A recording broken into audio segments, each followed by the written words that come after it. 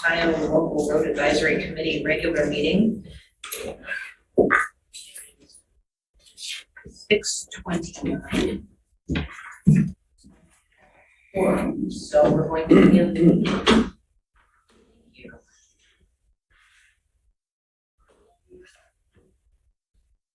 Thank you, Jillian.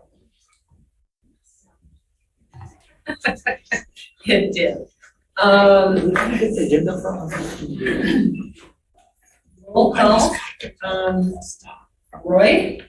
Here. Jillian? Here. Groden? Ian Hubert? Yes. Kathleen Knoll is not present. Rakesh? Present. Patrick Shields is not present. And Bob Walsh. Present.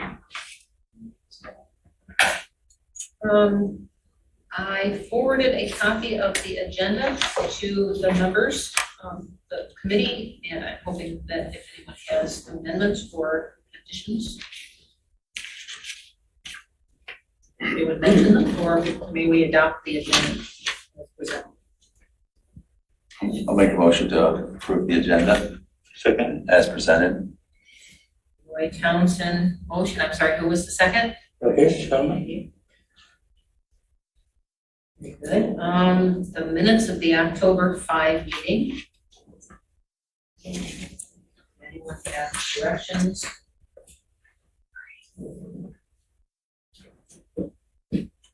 Or changes?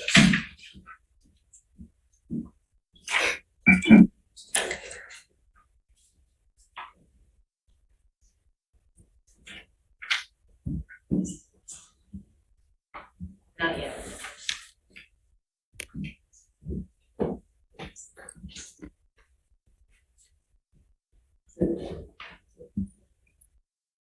Okay.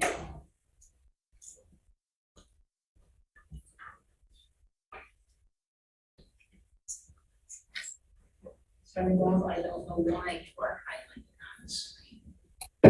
Sorry to butt in, but Bob, make sure you've got your microphone muted and your speaker is as low as possible, and then you won't get the feedback.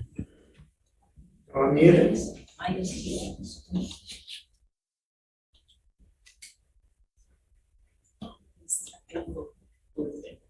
Well, that's what it is. There. I think that's something. Can you still see?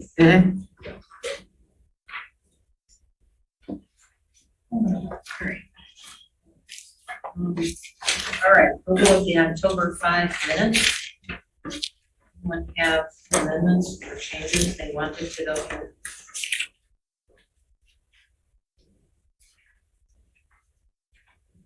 All right, so. If I may butt in one more time, Linda, the microphone right in front of you has a switch on it that you can turn on. Your voice is real quiet because it's on the ceiling mic way in the middle of the room. You can tap on that mic and you should be able to hear it. I got it, thank you very much. Okay, there you go. Much better. Anyone willing to make a motion on the minutes? Why- Kathy, did your, yeah, Oh, I thought I did or not. I guess I just did. I'll second. I didn't, Jen, sorry. The microphone was muted. I'll make a motion on the minutes. thank you. And anyone willing to second? I'll support. Thank you. So Ian Hubert, motion. Roy Townsend, second, support. I'm an expert. Communications, You need to yeah. vote on it, Linda? Everyone in favor? Aye. Aye. Right. Consent? Consent. On the agenda, I didn't have a vote. Am all in favor of adopting the agenda? Aye. Anyone dissent? All right, thank you. The contact list is included in the packet. We have several Park Ridge emails that went back and forth. And I believe we've got Lisa Tulin Silver here this evening to speak. Does anyone have any concerns or thoughts about the communications that were received?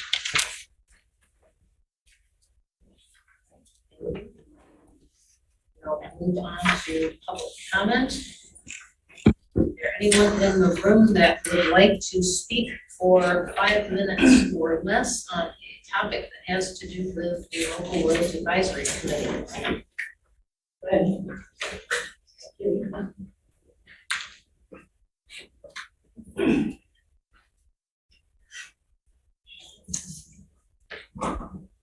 Please state your name and address for the record.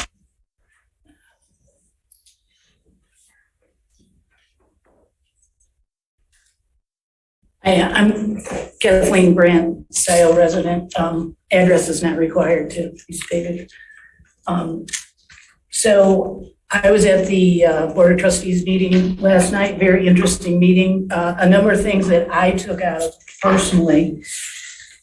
They reviewed 4 SADs that were completed, I think this summer, but they were started earlier.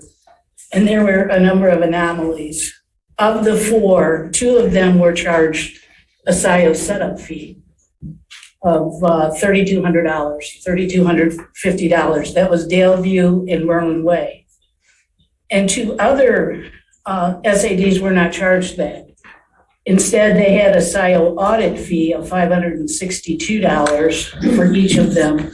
So 2 of these SADs were penalized somehow, $2,600. Why would theirs cost more?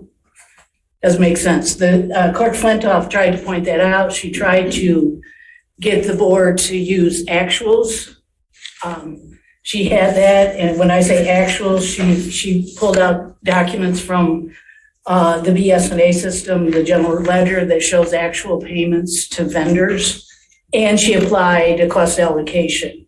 And they denied that. I don't understand how they could do that and treat 2 SADs differently than the other 2. So maybe Mr. Homier can speak about that. Also, what I noticed, and again, these are the same 2, Daleview and Merlin Way had tremendous engineering costs. So for Daleview and Merlin Way, they both had prior engineering construction design costs. One was almost $20,000 for Daleview, $13,000 for Merlin Way. And those were charged to them on their winter 2021 tax, which I thought we had heard from Joe Turner that you can't separate that, and that you could, first of all, not have 2 SADs, one for engineering, one for construction, but they were duly charged for that. And then further, and the other 2 had minimal, $1,200 for Wagner Ridge and $1,200 for Westview Way to Washtenaw Engineering. That was stunning. But on top of that, not only did they charge a pre-construction fee that they've already been assessed in one fell swoop, not spread over time, and not allocated to the term that they just approved. Daleview had additional costs from Washtenaw Engineering, which they term construction and observation. And in both cases, the design fees were much higher, or the observation project management fees were much higher than design fees, which makes no sense at all.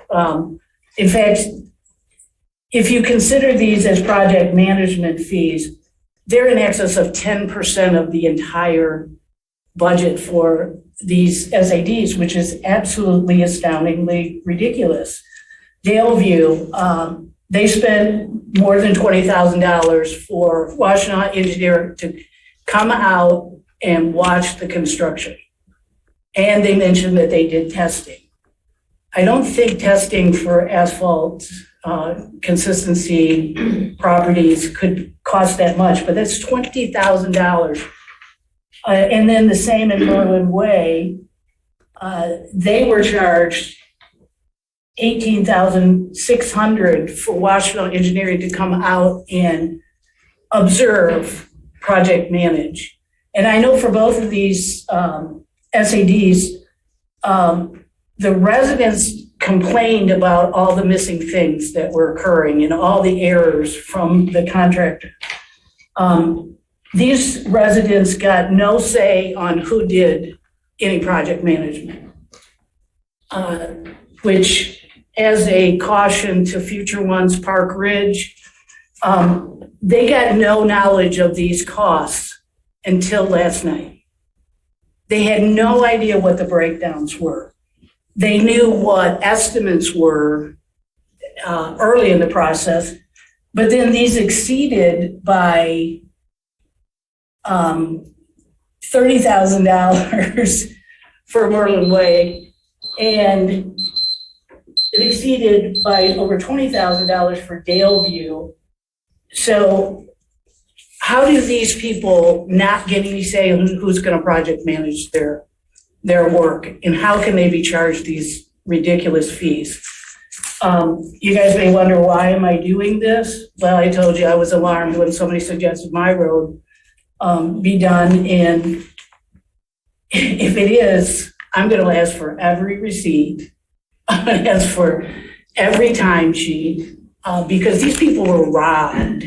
They were absolutely robbed in this process. And why do two of these not have to pay any project management fees in essence? There's something wrong with this. Is there anyone else that would like to speak to the Road Advisory Committee in the audience? Got a willing subject here. So I'm reluctant to my name, but I will. You're going to recognize it. Lawrence Murdy, Jim's my brother. Yeah. We share parents. So I've been waiting 10 years to speak about this issue again. I went to the original public hearing for the roads, township-wide roads, whether it's 10 years ago. I didn't agree with it then, and I've been waiting 10 years to say it again, but a slightly different issue now. I mean, I didn't agree with it then for a different reason that I just didn't, I didn't think it was fair, but I lived with it. I heard the basis. I was getting told why, and issue wasn't black and white, a lot of gray in that, in the answer that I was given. And, and I live with that. That's fine. $85 a year, but I don't like that. I'd rather look at it in terms of $850, because $850 is what we all paid. And there's some people that $850 is a month's food budget. So I don't want to just, I minimize that amount. $85 a year is $85 a year. So, and I have a little rental property down the street, and the tenant didn't have a car. In theory, he was paying for that $85 a year, and he didn't even drive a car. So it was not benefiting his vehicle. The gravel roads were maintained, which is what this was all about primarily, was the gravel roads. There were a couple other projects, the North Delhi, and I understand the wetlands area on Liberty were issues, but anyway, that was the basis. It wasn't until I started to hear about this renewal that my ears perked up, and I started to look into it, because I'm not sure renewal is the right term, because I think this goes away, and then you just have to come up with a new SAD.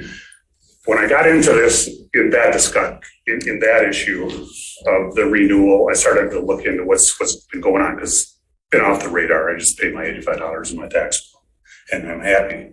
But I didn't know until just recently about this 2020 amendment, and that's what I have a major issue with. And that's what when I saw this afternoon, put these notes together, I saw that the attorney was going to be here and going to answer questions. That's what I have questions regarding that, and that's the biggest thing. But I also have questions of somebody's at my back door.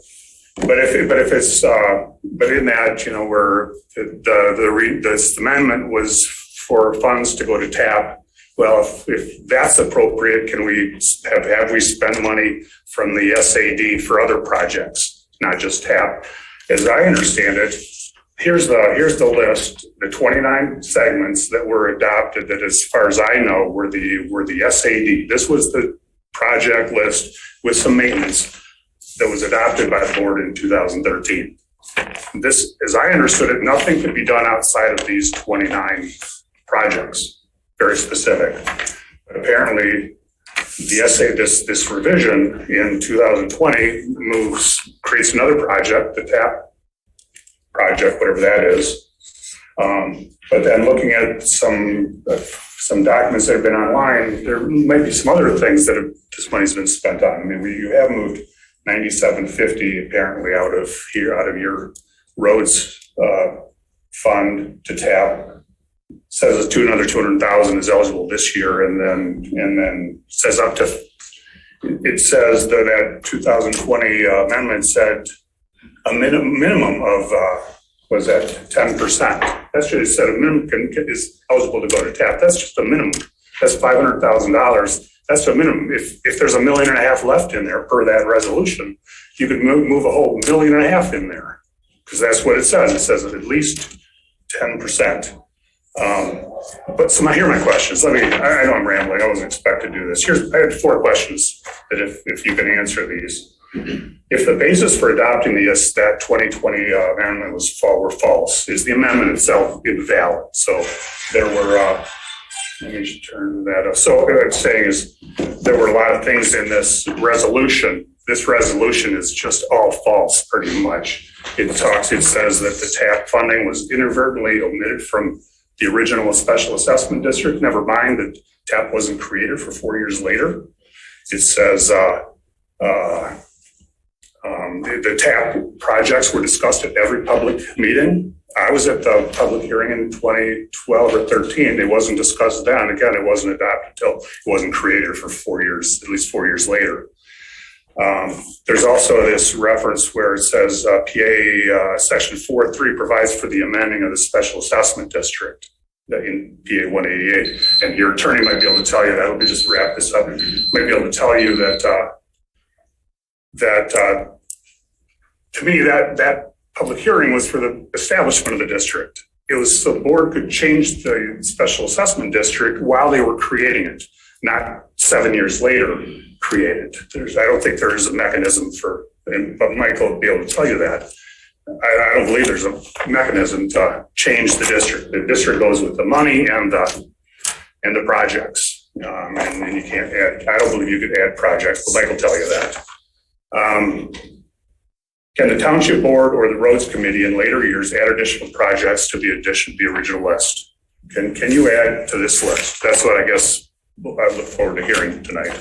Because I saw another document tonight, I think it's in your packet, that said $1 million perhaps is going to a project on Park Road for paving, maybe? I don't know, but it's on this. I couldn't really read it as the last line on that spreadsheet that's in the packet. But if you can do TAP, can you add $1 million to fund Park Road improvement? It's mentioned some incentives, neighborhood incentives that have been spent. Are those appropriate spendings of that fund? Anyway, I'm sorry, I've gone over my time. I have a lot of other things to say, such as how Marshall Road or projects that were originally budgeted a certain amount have spent more than double that. Marshall Road budgeted $130,000 in gravel improvements. As of next year, it could be $311,000. Marshall Baker to Parker was $84,000. After next year, it could be $190,000.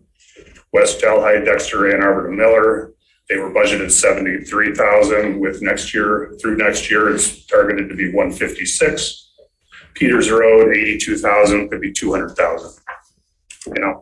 Most of those because they've had improvements done twice over the 10 years. I don't think that was ever the intention. Do we need to? So anyway, those are all questions. The questions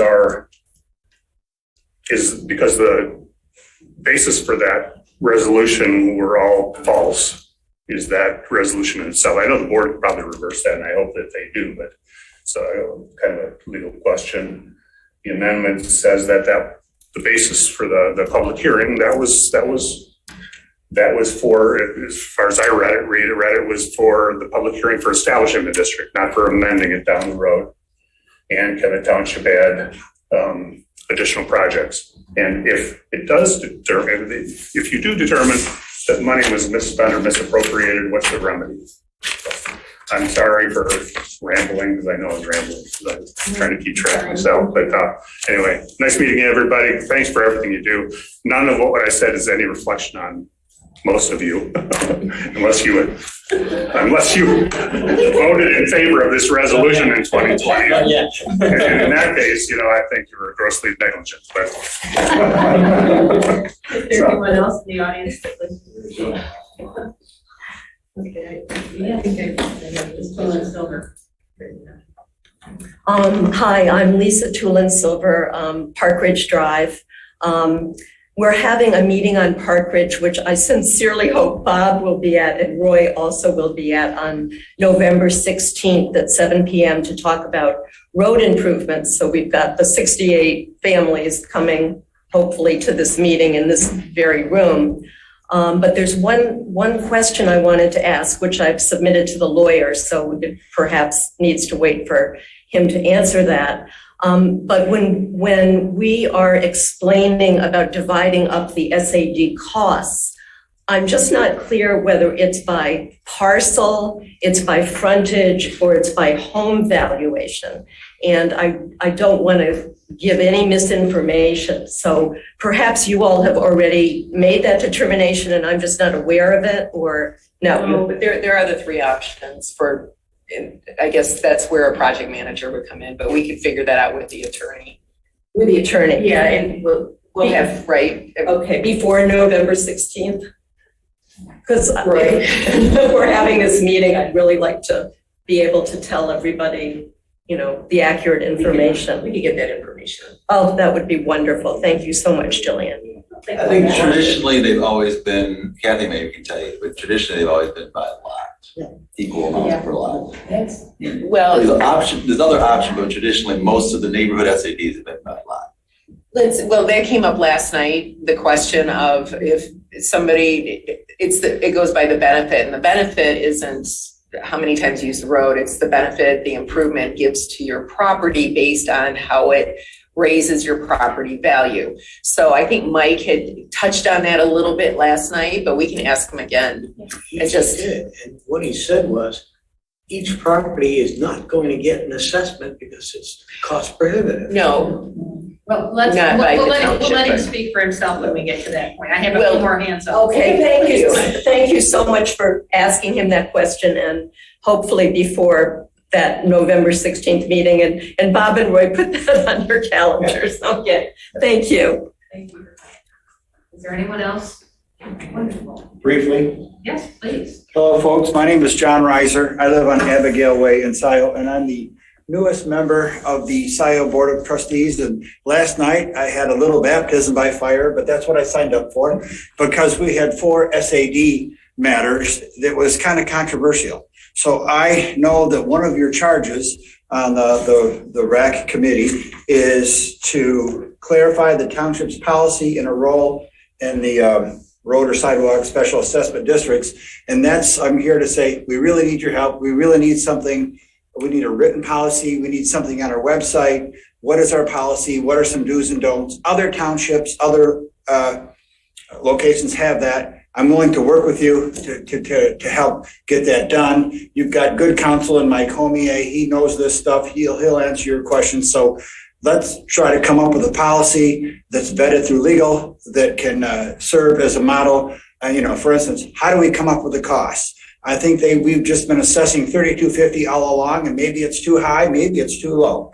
An audit fee, there are all kinds of things that can be added and passed on fairly, and you'll hear about that. But I'm just saying, should we require 51% of the district? Should we require a super majority of the district? There are policy questions that kind of need to go into this, into the written policy and disseminate it through our website so that citizens who want to do this to their neighborhood can go somewhere for a FAQ and kind of get the lay of the land. That's it. So what is your background? I'm a Scio Board of Trustee. He needs a little bit more than that. I'm an attorney and have been for some time. I've done criminal law and I currently practice municipal law, but I'm not the township's attorney. He's the guy on the other line. You know what you're talking about, though. So we did actually start preparing the document, and we did actually start preparing the document. And the more that we got into it, the more that we realized that we don't know enough to write the document. So we put the brakes on it pretty hard, but the intention still remains to put together exactly what you're talking about, so that people have a clear path to doing this. And so we're here as a group still trying to figure out how to do it. Yeah, so and I'm not blaming anyone. I'm just saying for the sake of citizens who want to do this, we should do it. Don't feel blamed at all. I'm just telling you where we started and where we are and why we are where we are.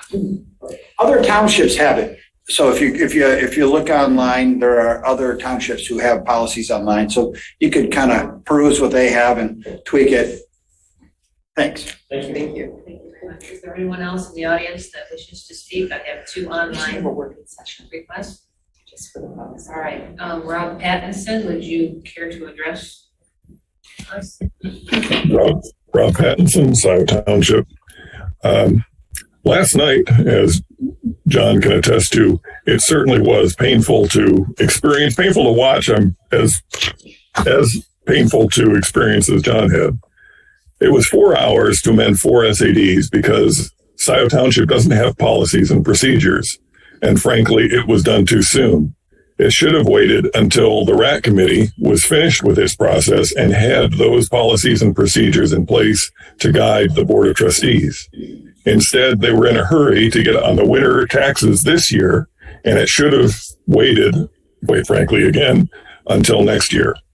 I believe that last night's action leaves Scio Township wide open to lawsuits because there are problems and questions with each of the 4 SADs and with the process. So it's, as Ian just talked about, putting brakes on the process. That's a very good thing because as it stands right now, it's lawsuits are likely.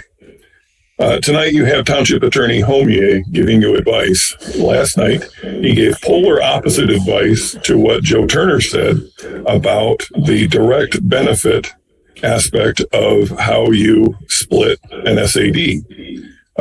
As Roy just said a moment ago, normally it's by lot and generally split equally. Turns out that's not an allowed process, that the assessor must look at it's not before and after, it's with the SAD and without, or with the direct benefit and without.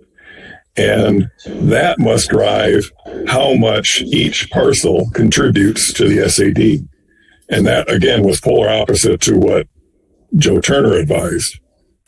And he was dismissive of the fact that, as Bob just said, that it's too expensive to have the assessment go on for last night it was the 63 parcels. But we had 3 township assessors. We had Jim Murdy and Warsha and Andrea. And we still have Andrea. But we had basically 3 full-time assessors doing that full-time, not charging for doing the assessing for tax purposes. Therefore, they are already in place to do the assessing. It's not going to be an additional cost associated with a particular SAD. So I think that advice also was flawed. Joe Turner said it was critical that this township get qualified advice from an SAD legal specialist. I don't believe Mike Homier is that specialist. He is indeed the supervisor's attorney, and it is good you're getting advice, but you have to take what you hear tonight with a grain of salt because he is not the specialist, I think, that you ultimately will need to get advice from. Thank you. Thank you, Mr. Pattinson. Pam Boyd, would you care to speak? Good evening, Pam Boyd, a Scio resident. I hope all of you who were not able to be at the meeting or on Zoom last night will go to the YouTube channel Scio Community News, where Rob uploaded the video of last night's meeting. It's a very important meeting that I think all of you should see, and also see the challenges that were present. I'm really glad to hear that Larry is in your audience. Appraisals run in the Murdy family, and Larry is a very well-known, very well-respected real estate appraiser. And so I would take all of his comments to heart and grab him after this meeting and pick his brain some more. You have a gem in your midst this evening, and please make use of it. And Larry, I'm sorry if I'm calling you out more, but you're just very good at what you do. So thank you very much. Is there anyone else online or in the audience that wishes to speak during public comment? Being none, we'll move on with the meeting. Under new business, we have a local roads advisory committee question and answer with my command, the Scio Township attorney, who has kindly, graciously given us an hour of his this evening. Yes. I wanted to ask you something. Kathy, go ahead. Okay. Mike, could you briefly summarize your legal advice that you gave to the board last night on SADs, just so this group is operating with the same information as a starting point before we ask you questions? Sure. So I'll confine it right now anyways to road improvements. By the way, good evening. I'm Mike Homier.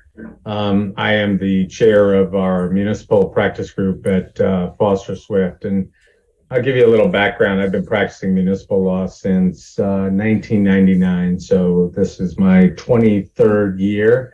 I think I have defended probably well over 200 special assessment appeals before the Michigan Tax Tribunal. So it always kind of makes me chuckle when people think that they have some more experience or insight into what happens with special assessment appeals. For example, people will say, well, you're going to have lawsuits from this. What they don't realize, apparently, is that the Michigan Tax Tribunal has sole and exclusive jurisdiction over special assessment appeals. That means there aren't lawsuits. The only time you're going to have a lawsuit is if the process is so defective, mostly in the notice provisions. And we pay very close attention to the process under Act 188 because that is typically, especially for road improvements, where the township will find its enabling legislation to enact or proceed with special assessments. And so with respect to road improvements, you have two types, at least under Act 188. One, it allows you to improve public roads. But there's another section that allows you to also construct and maintain private roads, which is sort of runs counter to what you generally think as appropriate public spending, because typically you would not be able to spend public taxpayer money for a private purpose. And yet there's this carve out under Act 188 that allows you to set up a special assessment district for the construction of private roads. And so I'm not sure, at least in the context of what you're doing tonight, how far we want to get into that summary. I can keep going. I could talk all night long about 188 and road assessments. Road assessments are particularly difficult because think of it this way, and one of the public comments is you have to value the property with and without the improvement. And that's correct, except you don't do it by assessments. I mean, the assessor is sort of in charge of determining benefit, but not really. So I'll give you an example. If you actually appeal one of these cases to the tax tribunal, what the tax tribunal is going to do is they're going to tell the petitioner that you have the burden to show that the assessment is disproportionate to the benefit conferred. The way we do that is we engage experts. Those experts are appraisers. Appraisers then have to go out and determine what that benefit is. The only way to do that is by appraising each and every property because they're done on an individual basis. That is, there's no class action appeal of a special assessment at the MTT. You may get multiple appeals on the same project, but each one is individual. And so each one of those petitioners would have to engage an appraiser to then go out and value the benefit conferred to the property. That is you take a piece of property and you consider the value with the improvement. You take a piece of property without the improvement and you compare those values. So if I said to you, how much would you pay for a house that's on a newly paved road versus one that is not on a newly paved road? That's hard to get your hands around in terms of value, right? Because I don't think anybody, unless you can correct me if I'm wrong, sitting at this table would say, oh, they got a newly paved road, I'll pay $20,000 more for the same house because it's got a newly paved road. And so that sliding scale on proportional benefit is just that. It's not a dollar for dollar increase in market value, never has been, never will be. But we get at that value or benefit conferred by getting appraisals and then having a hearing on that, questioning the appraisal techniques. And as I said, the petitioner's got the burden, and it's a heavy burden to overcome that because the special assessment is presumed valid, okay? So you start from that point. It is presumed valid. Now, we can go through the procedural issues, right? Because there's a specific process under Act 188. And there are abnormalities all the time, whether it's with the notice, maybe notice didn't get mailed as appropriate, maybe notice didn't get published twice, once at least 10 days before the public hearing, and then again in between that time, but prior to the public hearing, right? There's all kinds of procedural requirements, and sometimes those get goofed up by the municipalities, and we go back and we fix those. Nothing that you're doing can't be corrected. It just means you might have to go back through that process again, wherever you're at in that process. Similarly, like those corrections that were made last night. So you could put those into a couple different buckets. One is a correction to the assessment roll so that we reduce the amount of the assessment. The reason sometimes you want to do that early is because you might know you're going to have a surplus at the end. If you have a surplus of more than 5%, then you have to refund that. But if you make that refund, it goes to the person owning the property at the time the refund is made, not necessarily who paid it. So if you have a very long special assessment district and you get to the end of a 20-year special assessment district and you realize, hey, we've collected too much money, well, then you make a refund, but you refund that money to the people who own the property in year 20, not the people who paid it off in year 10. So that was one correction that was made last night. And generally, you don't have any problems with decreases, right? So decreases in those amounts is not problematic. It's the increases sometimes that cause some issues. But even those typically are resolved by simply giving notice and having a public hearing on it.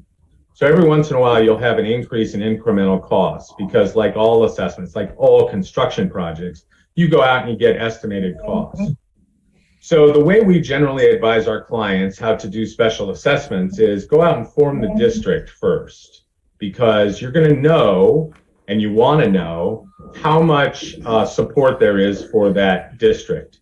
And you can implement that in one of two ways. One is the township can on its own implement or initiate a special assessment district. It's kind of risky to do that because any of those costs spent up front may not be captured if the district is not formed and the role is not confirmed. So, for instance, my understanding is in the past, the township may have initiated a special assessment district, incurred some engineering costs, not then formed the district or confirmed the role and then assessed those engineering costs. I would argue that you cannot assess those engineering costs because engineering alone does not confer benefit. It's completion of the public improvement that confers the benefit. There are ways to deal with that. And I know we'll get into the policy issues because some of my clients will actually require not only a petition be signed by record owners, and we can talk about that number, whether it's a supermajority or more than 50%, but you can also require them to post or deposit some monies with the township to cover your initial costs. That may be important because if you do that, then you're not going to be out those costs or the other taxpayers out those costs without a mechanism to recoup those costs. You have to remember that the basis of special assessments plainly is to collect all costs related to some sort of public improvement that confers a specialized benefit on those properties that are served by the public improvement. Now, that could be far-reaching, like for instance, we have several township-wide special assessments. Sometimes our clients will do a township-wide special assessment for trash service, or for roads, or for lighting, or for sidewalks. So there's all kinds, and there's an entire list of public improvements that qualify under Act 188. So those involve water systems, sewer systems, storm drains, improvements to lakes. There's a whole gamut of those. So tonight, my understanding is we're just going to focus on roads. And I think it's important actually sometimes to have a policy. Mainly our clients use those policies to prioritize which projects might be funded. Because remember, what you're doing is you're taking taxpayer money, you are putting that towards the cost of a public improvement up front with the expectation that over time, those properties that are benefited will repay those funds to the township with interest. That's the purpose of a special assessment.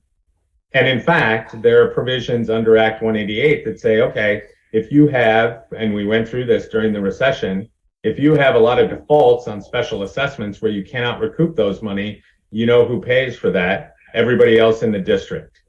Because what you're obligated to do is reapportion the delinquency in the district to those properties in the district, provided that it still confers a benefit on those properties. That is, unless the assessment becomes disproportionate to the benefit, you have an obligation to spread that loss amongst those properties in the district that are benefited by it, including those parcels that are delinquent.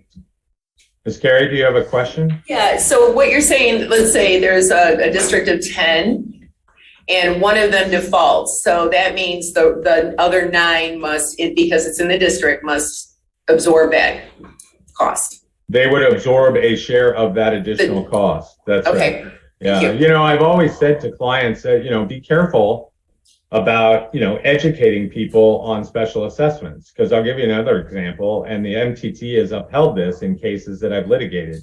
So let's say, for example, you are specially assessed. And let's suppose your special assessment is $1,000. That's your share, right? You're part of a larger district.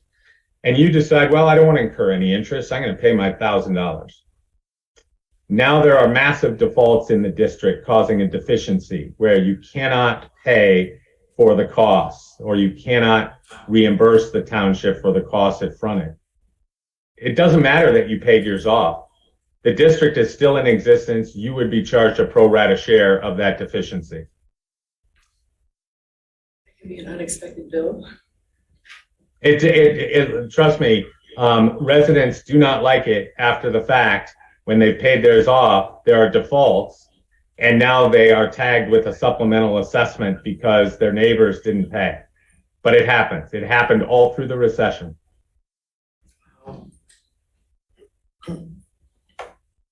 So I'm not sure, that's a lot of information, I know, but I'm happy to answer the questions that you have specifically as well. So whenever you're ready, fire away. Lisa's question is the key one. Shall I do Ms. Silver's question first and then? Sure. So I have a written question from one of the Park Ridge citizens that's here and has been sort of one of the leaders trying to bring the citizen group together. For road improvements on Park Ridge Drive, how should SAD costs be divided? 1, each parcel pays the same amount. 2, frontage determines the cost. Or 3, home value determines the cost. Thank you, Lisa Silver. Well, that's a good question. And if you actually look, and I know there's been some discussion about how you charge that cost. What I will tell you is Act 188 actually doesn't define how you spread that appropriate cost, other than to say that each one of those parcels in the district has a share of the whole, okay? So it doesn't dictate how you do it. And it really, I suppose, at the end of the day, doesn't matter much how you do it. The only thing that matters is it proportional amongst the district, that is to the whole, and is it equitable? And more importantly, and most importantly, is there a benefit conferred? Because that's the part you have to defend if somebody appeals it. So sometimes we do it on a per parcel basis, which is fine if all of the parcels are similarly situated. You're in a subdivision, they all have about equal size, about equal frontage. Yeah, there might be variations here and there, but nothing substantial. So they might do it on a per parcel basis. They might do it on a front footage basis. I have never, and I would never recommend that you do it based on home value, because the home value does not share in the benefit the way you might otherwise consider a road. So, for example, just because you have a more expensive home, are you using the road more than somebody else? Does it confer more benefit on an expensive home rather than an inexpensive home? I don't think so. I think you'd have a hard time defending that. But as long as it's equitable, then you could assess those costs against the individual parcels in a manner which confers a benefit proportionally to the whole of the district. All right, Jillian, may I just, and you maybe will do it. Go ahead. This is kind of, it's in the same. So I was thinking about this earlier because Public Act 188 does talk about it ad valorem. Did I say that? I've been practicing that word all day. Now, that is by the taxable value. And I've read, and I'm not really sure, some special assessments that are based on that can be a tax write-off. You know, when you go to do your IRS at the end of the year and they ask you for your real estate taxes and whatnot. And would that be considered a tax write-off? That's not the right word, but you know what I'm saying.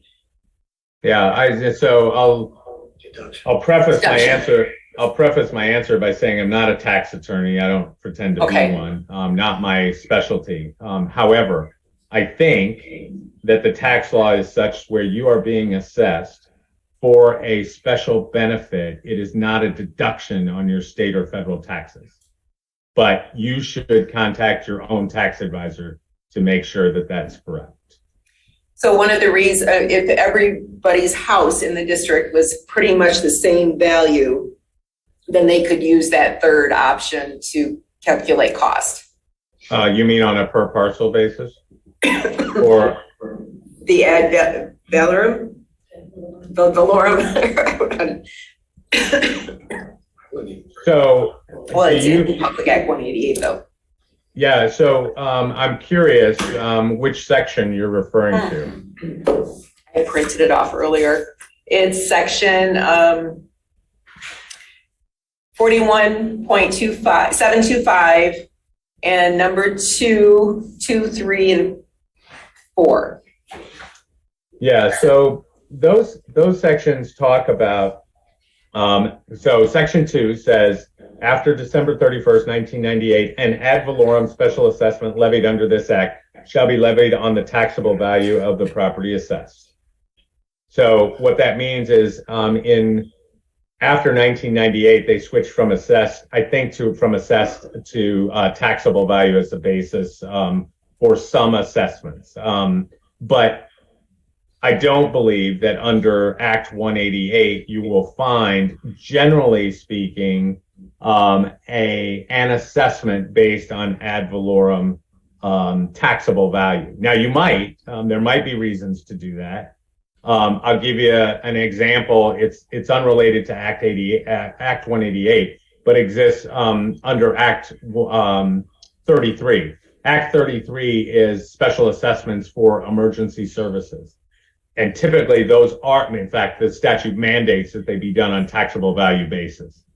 But if we look at, let's go through the improvements or the types of improvements. So you have under 41.722, there is a list of improvements that are permitted, right? So you've got construction, improvement, and maintenance of storm sanitary sewers, or the improvement and maintenance of, but not the construction of new or expanded combined storm and sanitary sewers, construction, improvement, maintenance of water systems, construction, improvement, maintenance of public roads, acquisition, improvement, maintenance of public parks, the construction, improvement, and maintenance of elevated structures for foot travel over roads in the township, the collection and disposal of garbage and rubbish, the construction, maintenance, and improvement of bicycle paths, the construction, maintenance, and improvement of erosion control structures or dikes, the planting, maintenance, and removal of trees, the installation, improvement, and maintenance of lighting systems, the construction, improvement, and maintenance of sidewalks,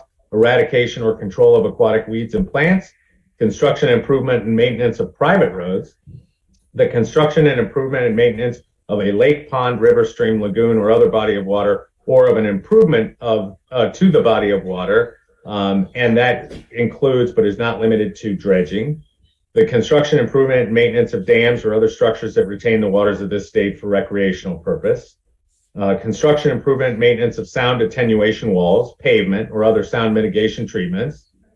And that really is the sum total of those improvements that could be made under Act 188. Now, we haven't used all of those ever in terms of what you might specially assess for, but I could see a situation in which you might try and create a special assessment under Act 188 on, say, an ad valorem or taxable value basis, right? So, for example, if you were going to create a special assessment district, let's call it township-wide, and you wanted to fund the construction, maintenance, and improvement of bicycle paths, I could see in that instance of then trying to do more of an ad valorem assessment than you would on a per parcel basis.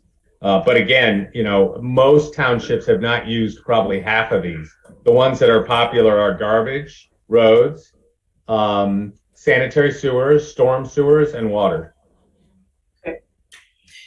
Well, for our policy, should we include that third option because it's in Public Act 188, or leave that out because it seems to be pretty confusing? Yeah, I don't think that you probably need to specify the manner in which anything will be assessed, right? Because you could choose to do it one way in one project and another way in another project, even though they might involve the same improvement. So in one instance, you might say, well, we're going to assess the cost on a per front footage basis for a road, right? Because let's suppose in that subdivision, you have a fair number of flag lots, right? That have minimal frontage, but then they are deep in terms of the lot itself. They look like a flag, right?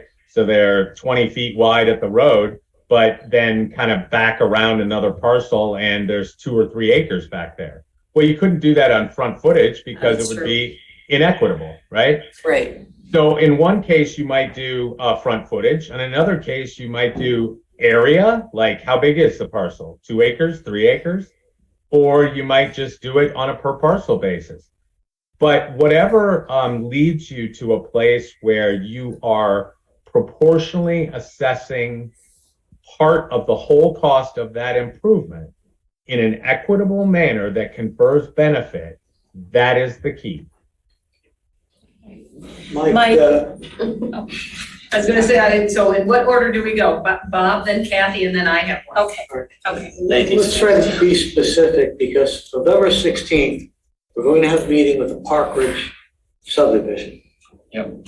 And the question is going to come up is, how are we going to assess? And we need to be able to provide, and indulge me. I'm an engineer. We work with absolutes, okay? And we need to, and Ian is as well. And what we like to know is, how do we answer them? I mean, I just as soon say it's my parcel and leave it at that. And if somebody has a real objection, well, I guess we'll have to negotiate that. But how do we answer? Yeah, so it's a good question. So typically what we do is, we get a good idea of the tentative district, right? What does the tentative district look like? What's the layout? What are the parcel sizes? How much front footage is there? And what's the cost, right? So how are we going to take that cost of the improvement and then spread that amongst the properties in the district? And you'll get a pretty good view of how that's going to be spread. Look, I think the easiest is to do a per parcel basis, but I can't say in all instances that makes sense either. So that's why we take a good look at it with an eye on really, okay, what is the benefit conferred, and is that proportional to the whole? Is the cost or the assessment proportional to the whole then? Okay. Now I haven't looked at this particular development, but I can tell you if the lots are similar size, then a per parcel makes sense to me. And you're not going to have to defend the whole thing. You're going to have to defend only those appeals, which is why I come back to my earlier statement. Generally speaking, we form the district first before we do anything else. And we do that based on estimated cost. We have to.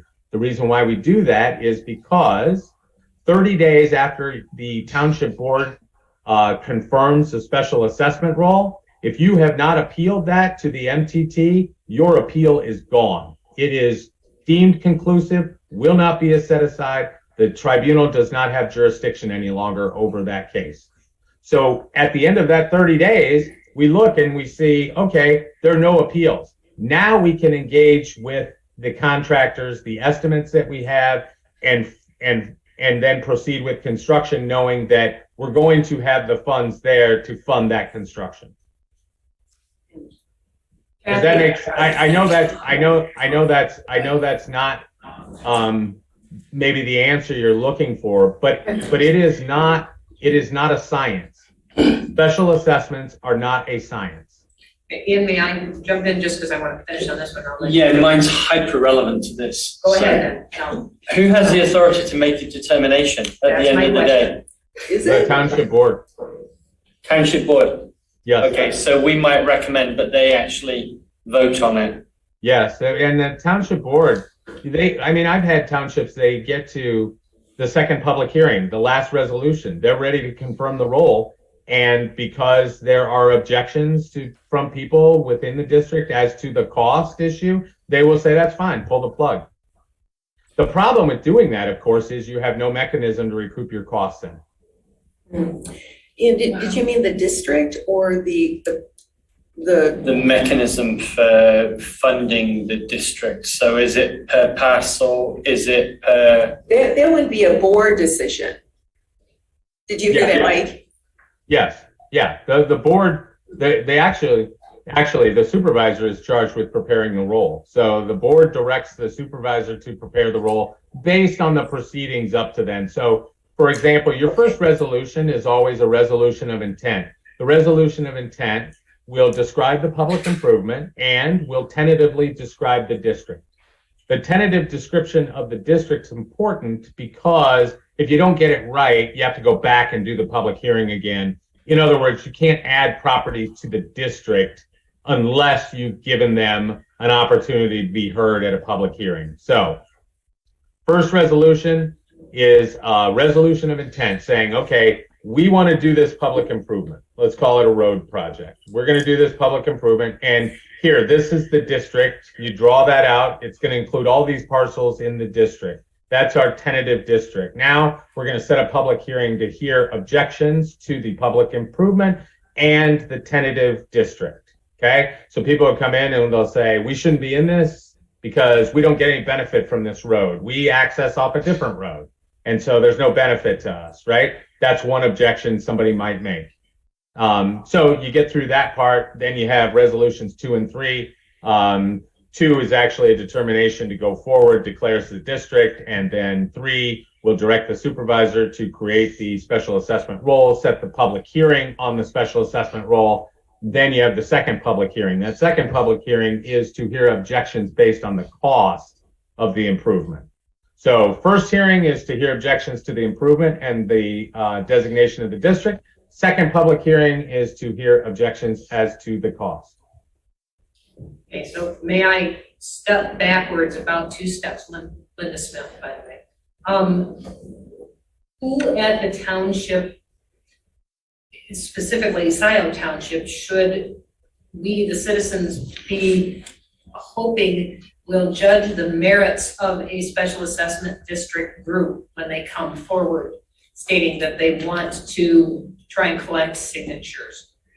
We have a sort of convoluted understanding of this. Okay, so anybody could submit a petition. So I'll give you an example, my own personal example. I once had my neighbors went around, collected signatures, right? We wanted a road paved, and so I went around, got signatures of my neighbors. It's really easy, right? I mean, it's not a prescribed form. It's not like getting a petition on an election issue, right? There, it's a prescribed form, and you have to follow all of the election rules on one of their petitions for a local proposal, which gets very confusing. But with a petition under Act 188, it's really easy. All you have to do is have the record owners of each property within that district sign. Okay, so that means if the property is owned by husband and wife, it's got to be both, right? And you got to get a certain amount, over 50%. Okay. But there are some, like, so I presented this petition to my township and said, hey, we'd like this road paved. It described what it was and what we thought the anticipated cost might be, and, you know, how we wanted it spread, you know, just in a narrative form. And the township looked at it and said, yeah, no, we don't do special assessments. Sorry. And that was it. No. And that's because you can't be compelled to form a special assessment district. The township board has total control over the process. So that means if somebody comes in with a petition and said, well, I got 100 of my neighbors who signed this petition, we want you, township board, to undertake this public improvement, the township board can say, yeah, no, sorry, we're not going to do it. There may be reasons for that. And I'll tell you, it comes down to funding typically, because depending on the project, right, you have to expend, say, general taxpayer money, right, unrestricted taxpayer funds, to pay the cost of construction up front, because there's no contractor in the world that's going to wait 10 years for you to collect special assessments. So township has to take money. You can do that by one of two ways: general fund money, or you could issue bonds. You issue bonds in anticipation of collection of special assessments over time to pay the debt service on the bonds. So, but if the township's uncomfortable with all that, all it has to say is no. And it can say no at any point in the process. And it can't be compelled to create the district. So when you say, well, which projects are worthy, I suppose, of doing, that becomes an issue. So how is it that you look at projects? Is it first come, first serve? Because that is probably the fairest way, but also depends on available funding.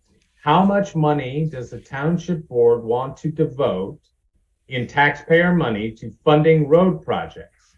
You don't have unlimited general funds, and it's unlikely that for some projects you're going to go out and bond it because the borrowing costs are high. So for example, if you had a project of, say, $300,000-$400,000, it's unlikely you're going to go out and bond that project, particularly at a public sale. You'd never do that. The cost of issuance would eat up any savings you might have in terms of the bond issue. You might do a direct placement bond, which you might be able to do with your own financial institution. Sometimes they'll give you a good rate on buying those bonds directly. But in most cases like that, on a small issue, you have to turn to your general fund and available cash. If you get a lot of projects, you might have to say to the next one that comes along, no, sorry, can't do that. We did this one. They were first in line. And so we funded this project. We don't have the money to fund yours now. we'll have to wait till another time. Come back later, or we'll let you know. That's why a lot of our clients have adopted these policies and procedures to make sure that those projects that are coming to the township have overwhelming support. Now, not all of them have done that, but the minimum threshold is more than 50%. So if you say, well, we need at least 75% of the record owners in the district signing, you've got pretty broad-based support then. Fair enough, thank you. All right, does anyone else, Kathy, go ahead, or I'm sorry, I shouldn't let Roy have a chance as well. Let Kathy go now. So actually, I've got a few questions here, Mike. How do you recommend that the township goes about developing accurate and fair costs to pass on in forming one of these special assessment districts? And are these ever challenged? And if so, when in the process are they challenged? So they're typically challenged after the fact, right? Because that's when appeals are filed. But let me get to the right section. It's 41.721, which defines sort of what you can include in terms of cost, and it's very broad. So this is what the statute says: the cost of engineering services and all expenses incident to the proceedings for the making and financing of the improvement shall be deemed to be part of the cost of the improvement. So that's all costs related to the making and financing of the improvement. That means engineering costs. That means probably audit costs to the extent you have to have those funds audited. That means you could literally allocate staff time to setting up the district, right? These are all costs incidental to the making and financing of the improvement.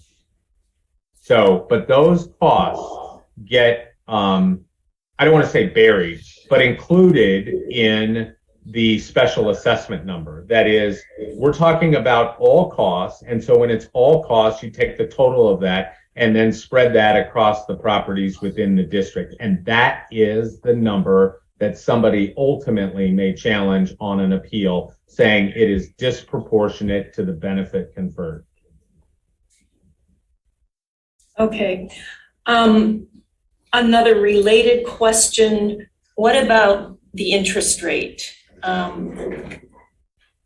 What's a typical interest rate? This came up at the board meeting last night. I was watching at the end, and comment on that if you could. So the typical interest rate for the last 10 years has probably been anywhere from 3 to 5%, somewhere in that, right? Because it's really kind of based on time value of money and what the township would have earned had it invested those. Well, over the last 10 years, interest rates have been very, very, very low, historically low, which means then your earning capacity on, say, invested funds is pretty low as well, probably in the neighborhood of 2%, roughly, maybe less.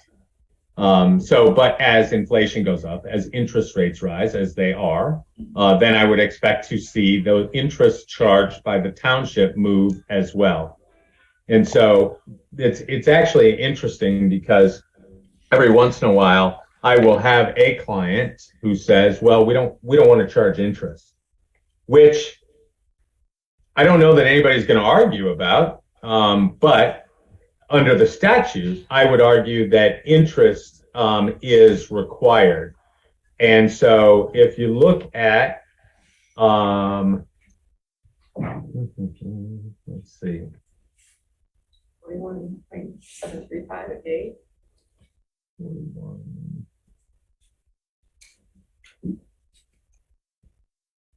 I think it's 41.727. So that's 41.727 subparagraph 3. And this has to do with payment in installments, which is why you have the interest. So two things. One is the township does not have to allow payments over time. I would suggest to you that the reason why you do that is to make it affordable for people to pay. Because if you said, well, we'll do a special assessment, but you got to pay it in one lump sum, nobody's going to do it. They would just pay it out of their own pocket and be done. So, but payment over time or payment in installments is governed by 41.727. Subparagraph 3 says all unpaid installments prior to their transfer to the township tax roll as provided by this act shall bear interest payable annually on each installment due date at a rate to be set by the township board not exceeding 1% above the average rate of interest borne by special assessment bonds issued by the township in anticipation of all or part of the unpaid installments, or not exceeding 1% above the average rate of interest borne by bonds issued by a county, drainage district, or authority, if the unpaid installments are to be applied to the payment of a contract obligation of the township to the county or authority, or to the payment of an assessment obligation of the township to the drainage district, or, and this is important, if bonds are not issued by the township, a county, a drain district, or an authority, not exceeding 8% per annum, commencing on, in each case, from a date fixed by the township board. So if you issue bonds, you can charge 1% over the average rate of the bonds. If you don't issue bonds, you can charge up to 8% per annum. Thank you. Right. And I wanted to comment, you commented on the minimum threshold for resident buy-in.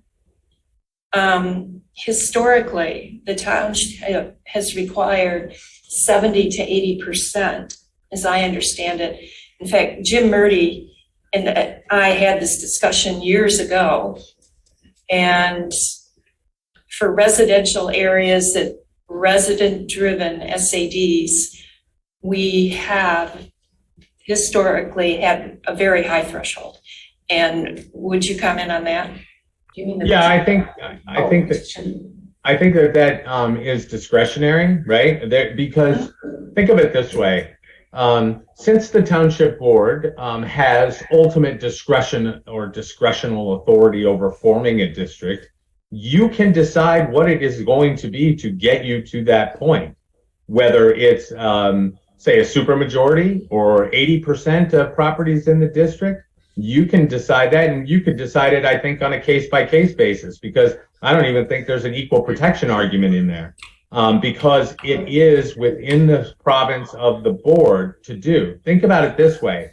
It's all permissive. None of it's mandatory. At any time, the township board can say, no, we're not going to do it. You want to fund an improvement, particularly to private roads. You want your private road paved? Well, then you and your neighbors should pony up the money and hire a contractor and do it. It's not a public road. We don't have an obligation to spend money on it. We don't have an obligation to devote taxpayer money to it. It is a benefit, no doubt. And I wish my township had seen it that way too, but they didn't, and there was no change in their mind. So, but you know, it's sort of, I like the policy provision of that, because then at least it sets, rather than saying, you know, well, past practice was 75 or 80%. Now you can turn to something in writing and say, no, it's 75%. And even though you might have gotten 75%, that doesn't mean we're going to confirm the district. We could still at any time say no. And I'll go back to this too, because it's an important concept. The only reason why you might require petitions is because then somebody cannot stop the project. So, for example, if you went out and got more than 50% of people in the district to sign a petition saying, we want this public improvement, then no number of objectors could come in and stop you from confirming that district. Now, politically, it might not be a good thing, but legally, they have no basis to stop you. If the township initiated it on its own without petitions, meaning you had no written support or request for a project, you can do that.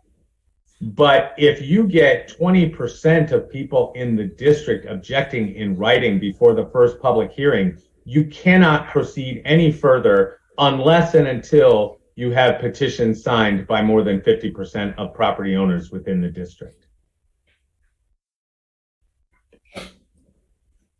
Thank you.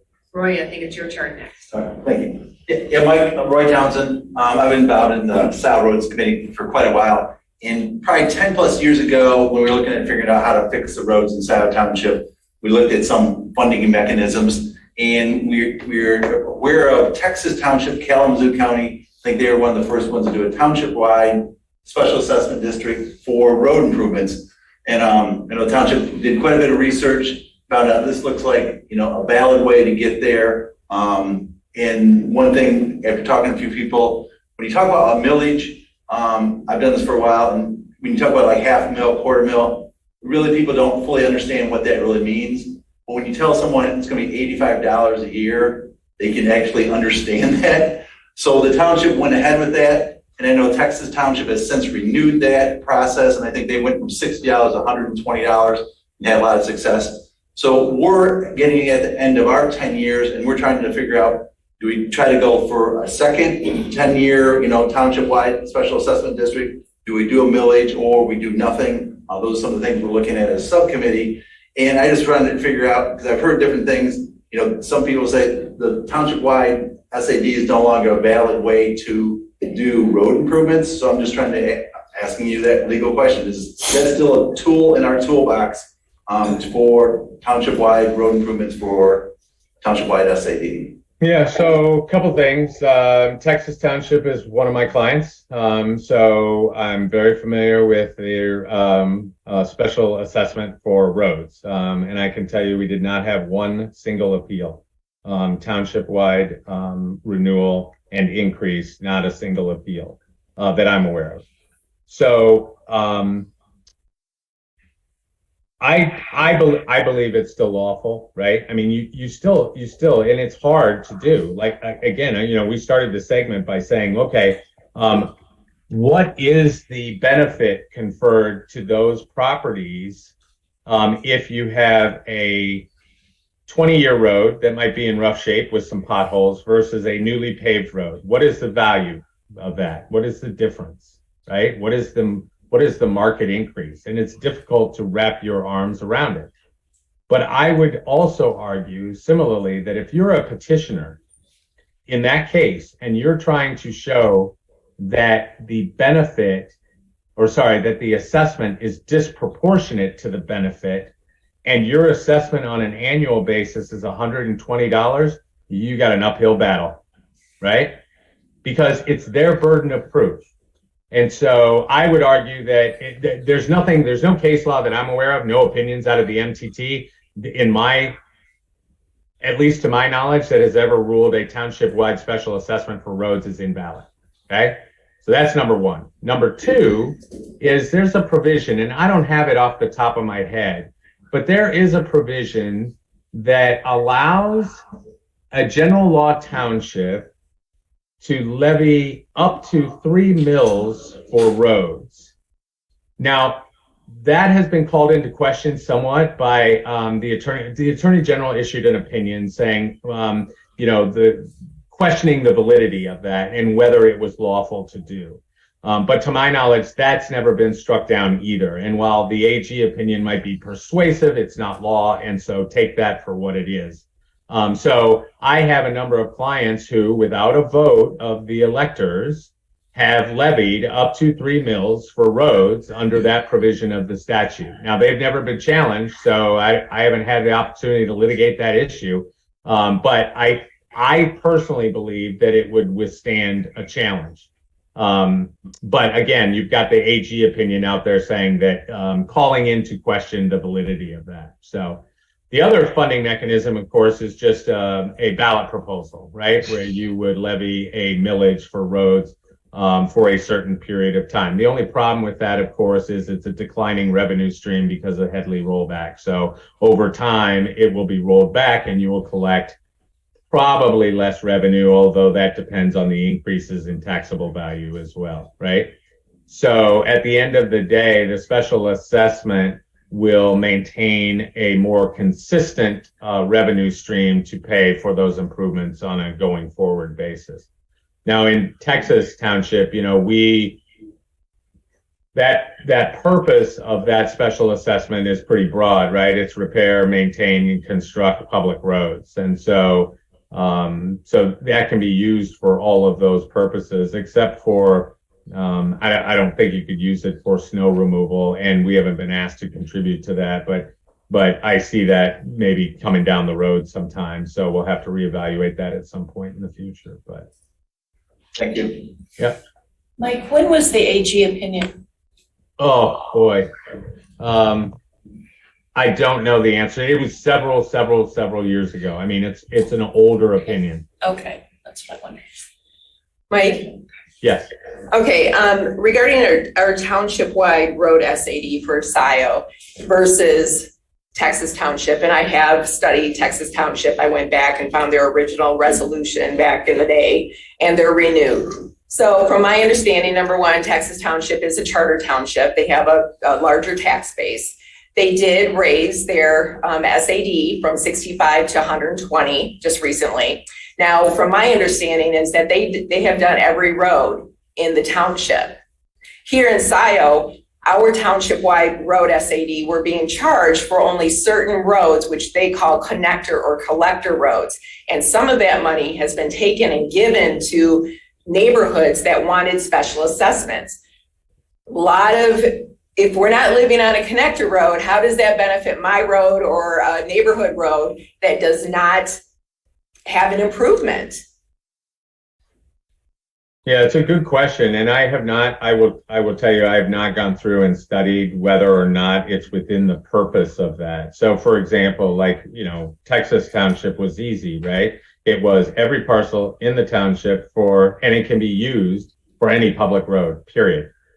So, and that's generally how I would draft it for any of our clients. And yes, it's a charter township, but it still falls within the scope of Act 188. Right. Oh, right, but they have charter township has the 5 mil base, you know, the bottom base going up, where we have 1 mil. So this is why we're looking for different ways of funding roads and whatnot. But, you know, with the SAD, we're paying that for 10 years, and if we don't get a benefit from it, from the whole purpose of a special assessment is to provide us a direct benefit to the property that is being improved. So Marshall Road, let's go North Delhi Road in the north side of the township. I live in the south side, and how does that benefit my property? So let's take a step back and talk about the charter township. And the reason why this has become an issue is because a lot of charter townships, including, I believe, Texas, and certainly Cooper, which is also in Kalamazoo County, they have been subject to Headley rollbacks for years and years and years. So their actual operating millage is less than 1 mil. Now, voters in those jurisdictions, for whatever reason, will not approve a Headley rollback, right?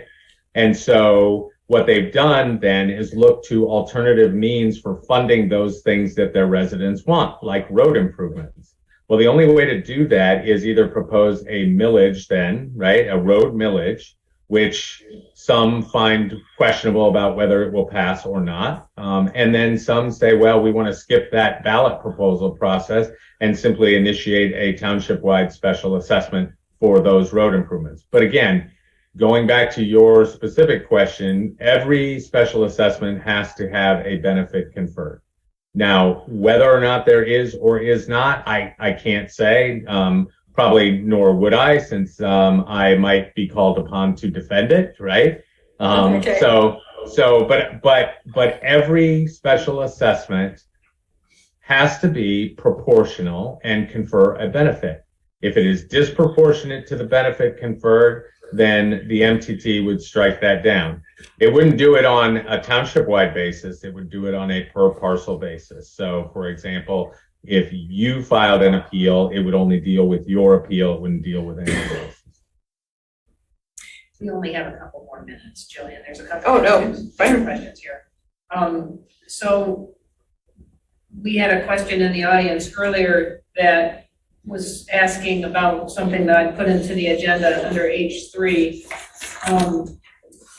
We have this expiring 10-year SAD we've discussed versus a millage, but the existing funds from the SAD that were used, a portion of them in 2020, there was a resolution created to allocate to the Trails and Pathways Fund by the Board of Trustees. It was not part of the original SAD column.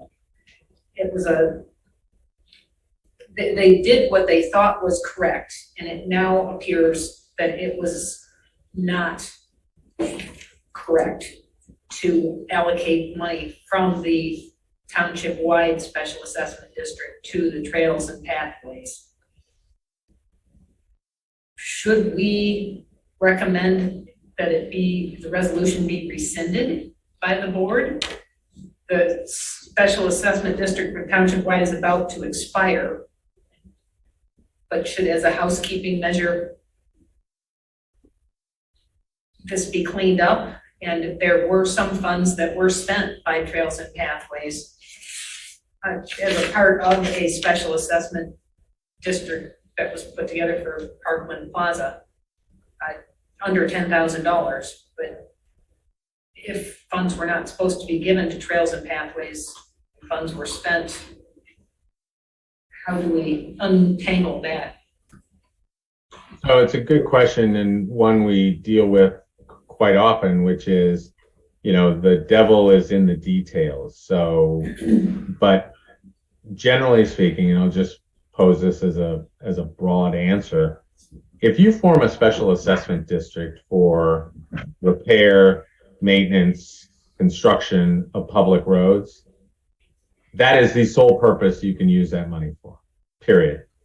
You cannot commingle funds. You need to segregate those funds. They can only be used for that purpose. That is the purpose. Think of it like a millage proposal. If you had a millage proposal that said, well, we want to propose a ballot proposal to levy 3 mills for the maintenance of public roads. And then you collect that money and you spend it on a fire truck. That's an improper expenditure under the proposal, because you've limited the purpose, which is why when we draft documents like special assessment resolutions, we make sure that the purpose is as broad as we can get, but still with enough specificity so that you have a good understanding of what it's for and what that money could be used for. So, for example, under Act 188, you could use it for sidewalks and probably trails if the purpose of the special assessment said as much. So if you had a special assessment that said for the construction, repair and maintenance of public roads and for sidewalks, right? You could do that all day long under Act 188. But without knowing what the specific purpose is, I can't comment specifically on whether it was right, wrong, or otherwise. All right, so to make it a little bit more obtuse, but trying to find a direction towards correction, perhaps. If we were to recommend a resolution to the Board of Trustees that said that would rescind the 2020 allocation to the Trails and Pathways Fund, would that be the correct way to rescind the 2020 resolution?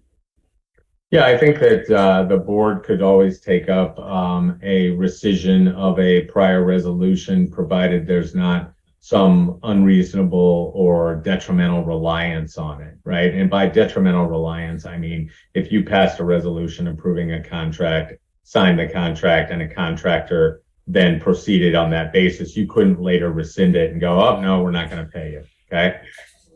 In this case, if there was an allocation of funds, then the immediate question is going to become, let's suppose you rescind that.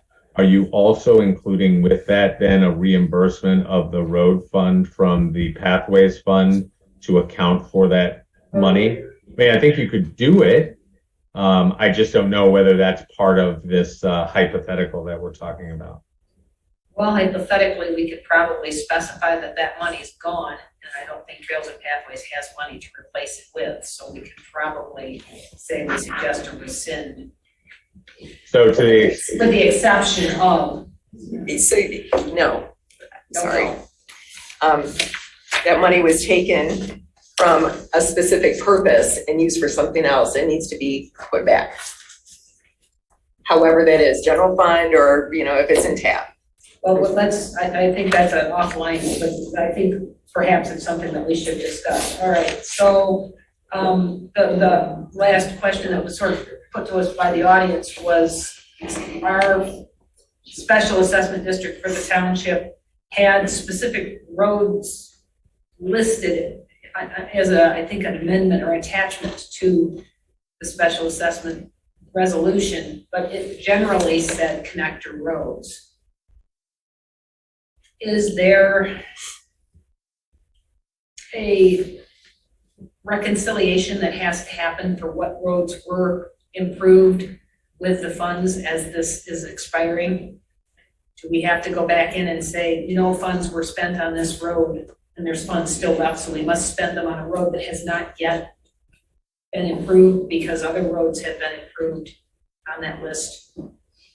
Yeah, I don't know. I would want to take a look at that purpose. But what I can tell you, and I think this gets into part of the public comment question I heard too, which was, revolves around the purpose. So there's a case out there. It's a Sylvan Township case.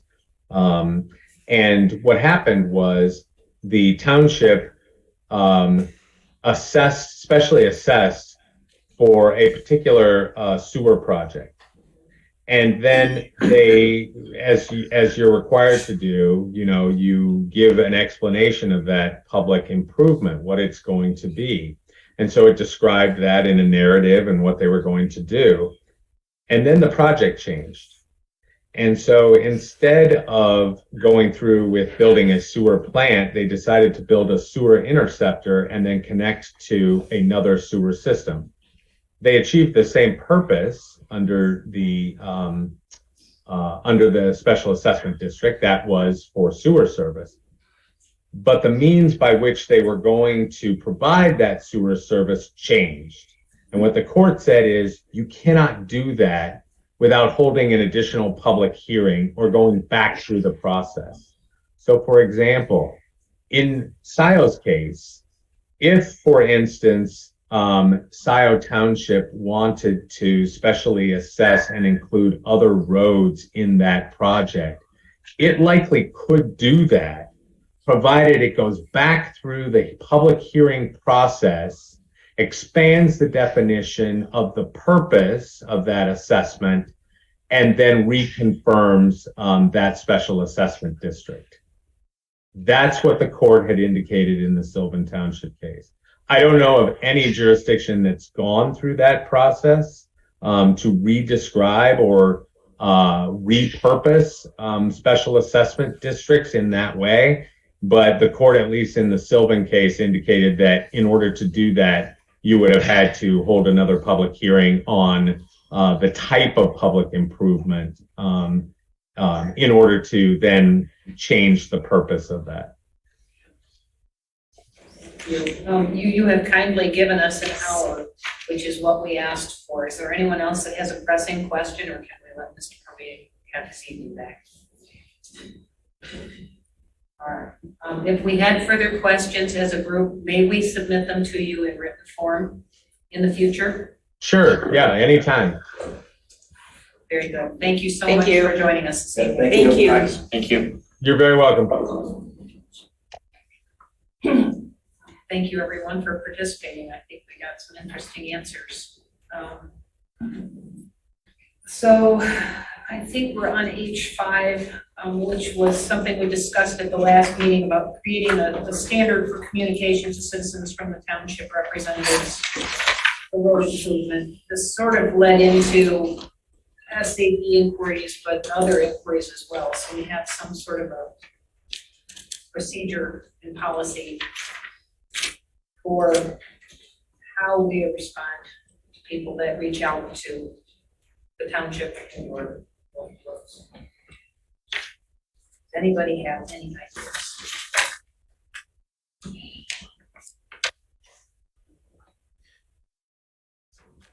To me, it sort of goes back to what Ian, I mean, we started getting our arms around this, and as we started getting our arms around this, we found out, okay, we know a little bit, we know more than the average person, but obviously we're not experts on any of this. So I think, as maybe we have someone like Ms. Homing help us get through this and develop it, invent it. It's like, okay, and go that way. I'm just, as an option.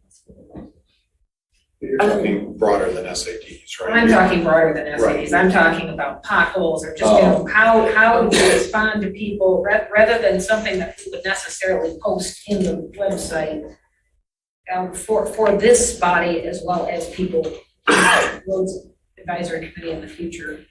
What is a fair and equitable way of dealing with public? Do you mean, well, we put some things on the website regarding if they call for a pothole where, and it depends on the road too, right? Yeah.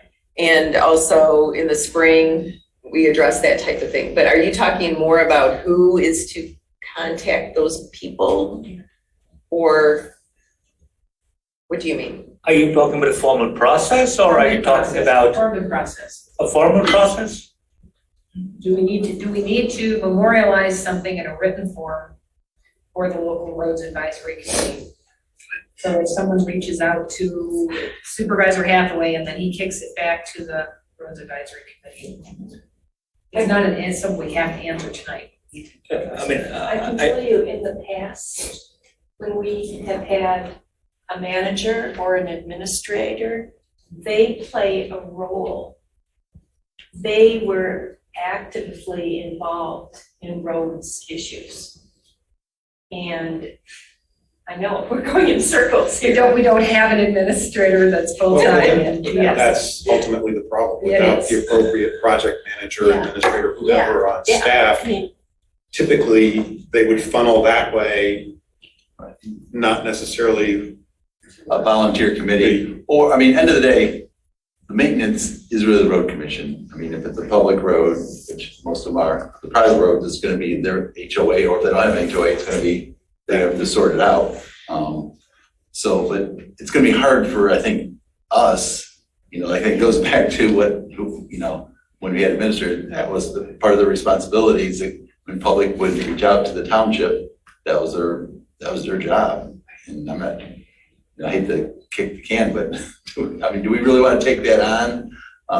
Well, we have no, in our initial call, we have no power to do anything. We can make no promises on behalf of the township, so. It wasn't part of our charter anyway. No, it's not. So I guess I would ask the board, how do you want to respond? Because we've been getting emails I know, yes.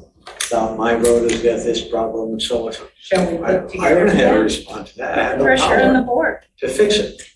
Well, So we can- it's for the board to decide on how they want to respond to those. And now, While telling the board something like that, shouldn't we tell the board this is how some other townships do it? Townships that don't have a manager, manager is an easy answer, right? Obviously, that's perhaps cost prohibitive, I don't know the answer to that. But how do other townships that don't have a manager handle this? Wouldn't that be part of the recommendation to the board rather than saying, you better figure it out? Would that be a good way to look at it? Informal benchmarking study of neighboring townships? How do we find a township that doesn't have a manager? You just start calling them? No, most townships yeah. in Washington County don't have managers. Yeah. I would, it's only probably like two or three do. There we go. Yeah, There we the go. norm is exactly what you're saying. So, exactly. So, we don't go to the board and say, here, you figure it out. We say, well, we're assuming you can't afford a manager. If you can get a manager, then problem solved, right? 24 hours. We had a manager. I thought I just heard there's no. But we don't We had a have. manager and he quit. Oh, well, that's, okay, So that can be filled. here's where I disagree with you. In my opinion, the board is deficient in not having a manager like they had before. So I have no problem giving them this assignment. Hire a Okay? manager. Oh, hire a manager. What? Okay, well, Hire a then, manager. I think the answer is simple, sorry. That was the answer before. Well, and it's a little Well, bit we have of an manager, we interim need there. some help with supervising of the SADs, we see some. Well, maybe that gets into accepting the reality of at the moment, there is no manager, there's no project manager. If it's repair, maintenance, or whatever, we can bluntly say it's the county. And we've done that, I believe, it's out there. For existing SADs, that's not us. That's really the board, and they've got to figure out. For people looking, I think we're back into we're still developing the process. We'll do our best as people come forward, but the answer is we're still getting our hands around it. I think that we are able to at least become a sounding board. Yes, definitely. And that has been helpful, but I don't have policy or procedure. And it's not probably correct to speak during the general comment of board meetings, stepping forward saying, we've got this person that needs your help. So it's gotta be a letter to the board, or it's gotta go through the board, please. I think it's probably better. All right, well, it's fine. So we've addressed somewhat that answer. Have people looked at 2023 for meeting dates? Our last official meeting that's scheduled is next month, which is December. And we need to assume that we are moving on to 2023, schedule the room and work on the Zoom links. It was decided to do it on Wednesdays because Tuesdays interfere with board meetings, Mondays interfere with planning commission meetings originally. Does anyone have input for 2023? Wednesdays seem to have worked. Keep doing the same. Same thing. First Wednesday of every month. 6:30. It's really easy. Is 6:30 still a good time Yeah. for everyone? All right, so if we do that, we would be saying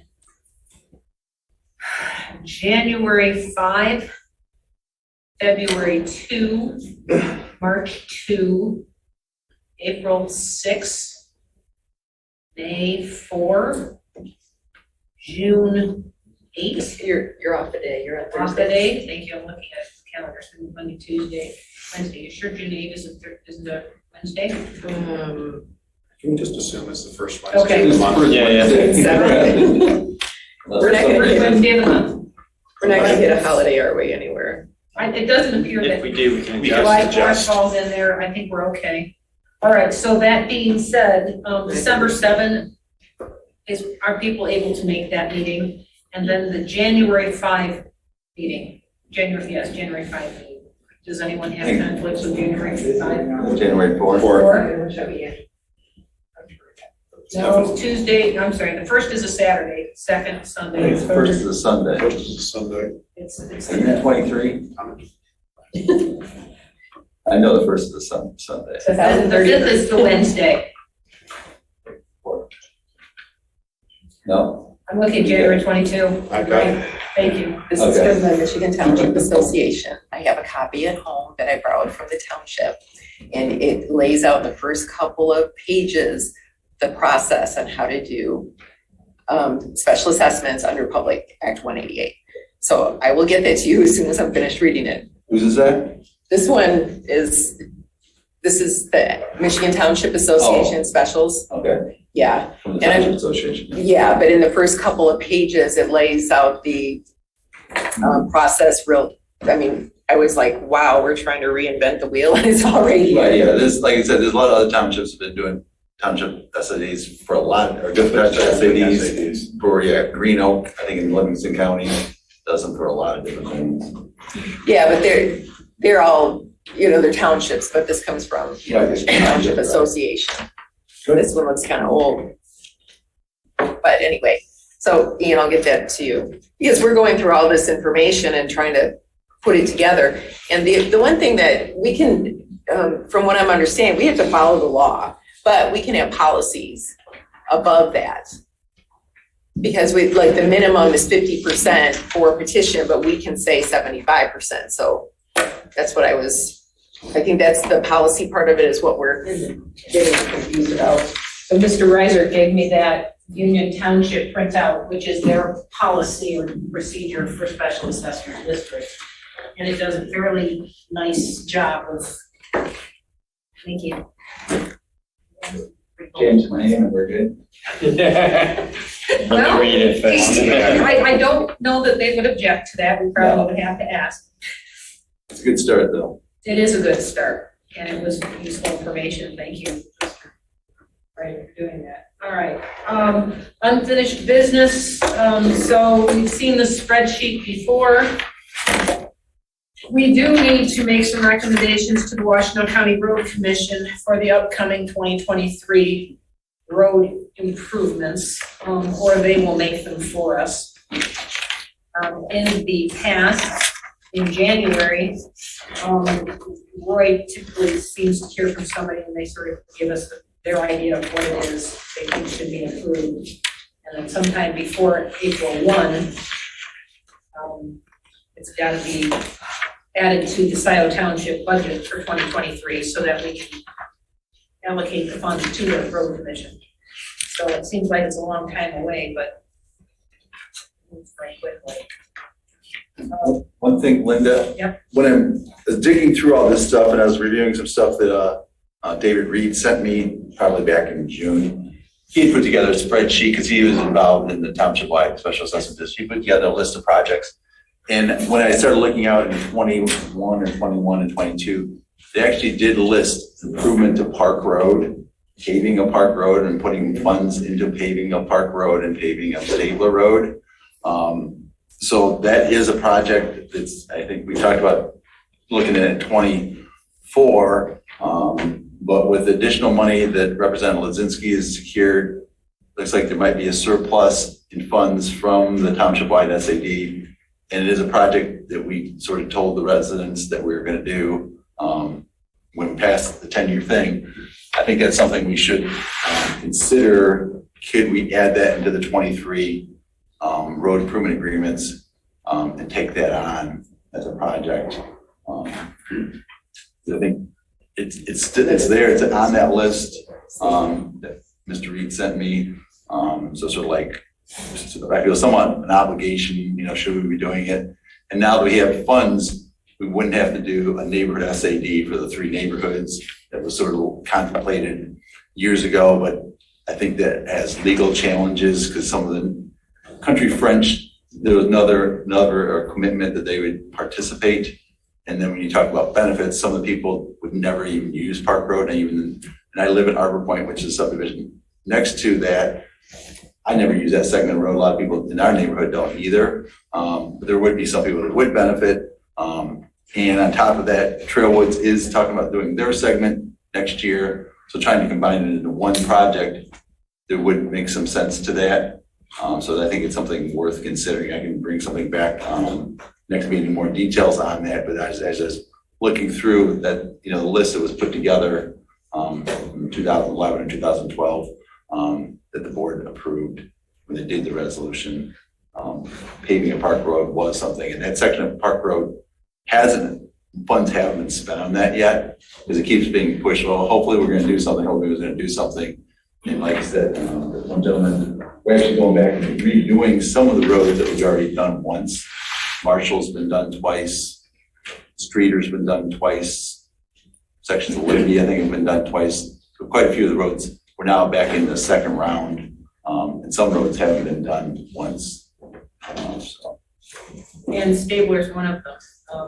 So, this is helpful because you can see what roads were approved, because you can go back and see the count. Wasn't Stabler under the Trailwoods developer going to do Stabler? It is. Yeah, okay, but so that should not be on the list is what you're saying. Well, it won't be, we won't put money We won't towards have it to put because money in because they're gonna. it's something that was Okay. not known when this was created as a list. We got 2012 when the list was put together. You said we had to make recommendations to the planning commission To before the Washington County Road Commission. the road commission, okay, I thought. The road commission chooses projects for the 2023 year. If we don't give them information, they will choose the projects on their own. And that's not all bad. But if we have specific things that we want attended. And Park Road is not something necessarily that the road commission is doing. I think that job, well, I don't know. Would probably be a project that'd be like a more, what they call a permit project, where the township would hire a contractor, because it's bigger than the road commission generally. They do gravel resurfacing, pavement resurfacing, but they don't really rebuild roads. That's the cable doing, but they got 20 other townships working that, so they generally don't take on. So they would hire a contractor. So the other way to do it is the township would, similar done, I think in Salem Township, they did some of the roads up there, they just hire a contractor. It's really not, you get a permit from the road commission, but it's a project more managed by the township rather than managed by the road commission. This list, is this different than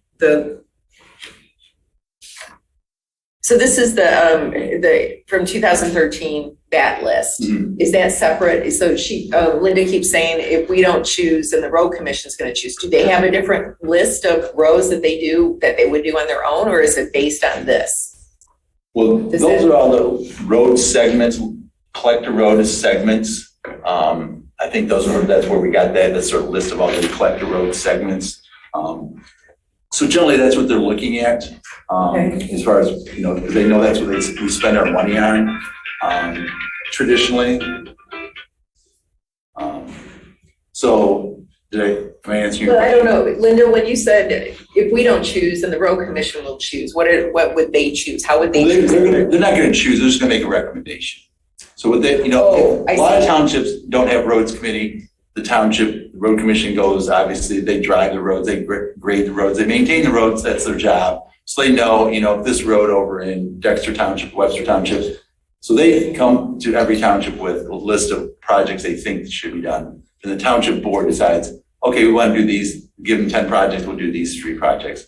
What Linda's saying, we could wait for their list, or we can obviously, a lot of it's based on the road segments. And we know what we've been doing for the last 8 years, 9 years, 10 years. And that's basically what that spreadsheet is. It's been 8 years since we did this segment of blank road. You go out there and look at it. I mean, remember at Streeter, the reason we did Streeter, people were coming in here, it's like Streeter needs something. West Delhi, people came in here and say, West Delhi needs something. We looked at, it's been 8 years, 7 years, whatever the number was. It's right, the gravel doesn't last forever. So that was how we used that input from the residents and looked at, it's like, okay, it's been a while on that road. I mean, if the road was just done 2 years ago, we'd say, well, did something happen and fail? Or is it, what's really going on? But, we can't. Right. So it's kind of like what they do with the culverts. They give us a list of culverts that are. Right. They know how long. When will that list come from Washington Road Commission? February.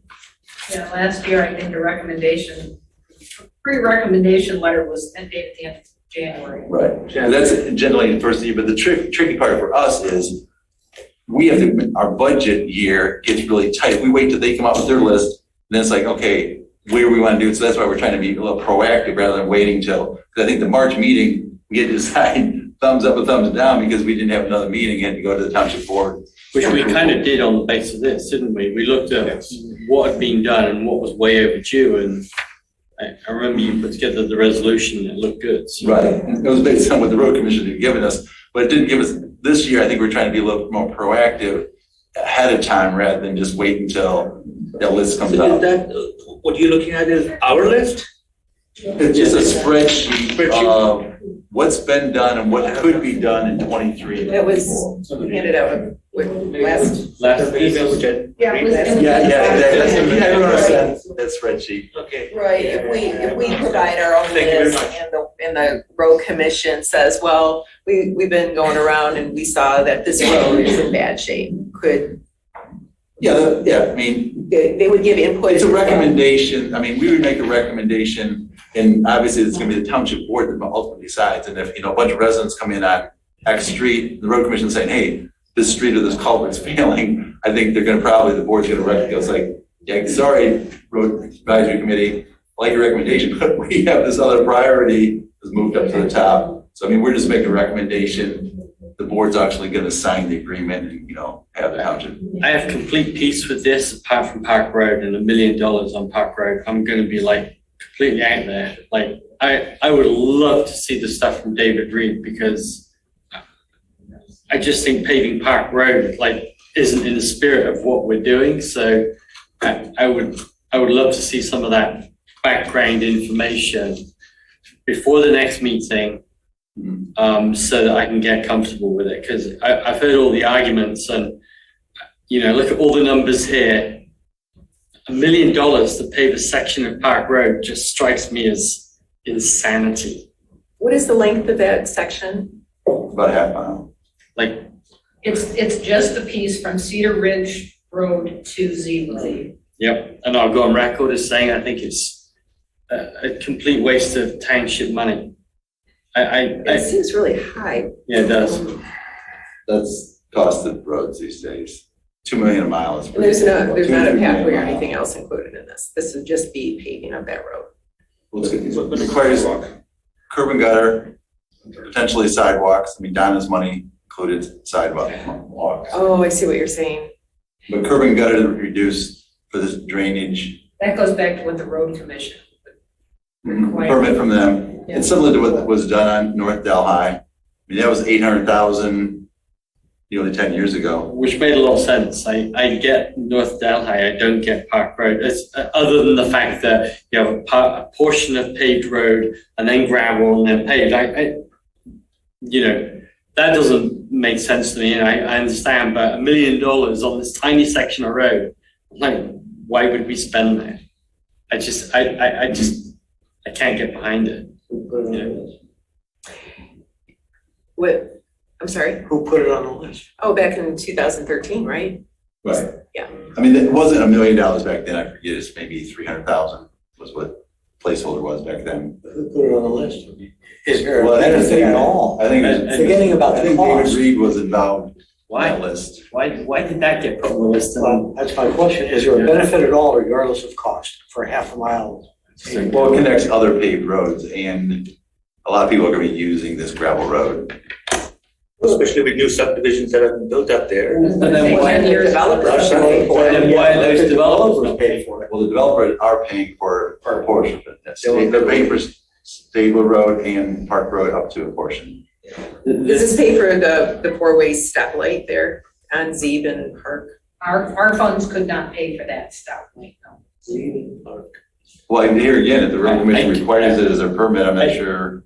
I literally don't understand why this is being pushed by people. I can't get my head around it. I really can't.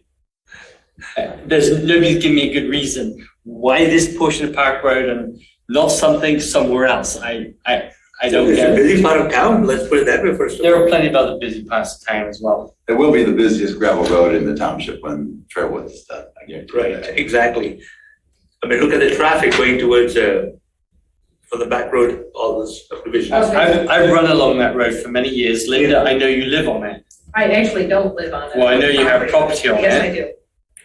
Okay, so that also causes a conflict of interest, in my opinion.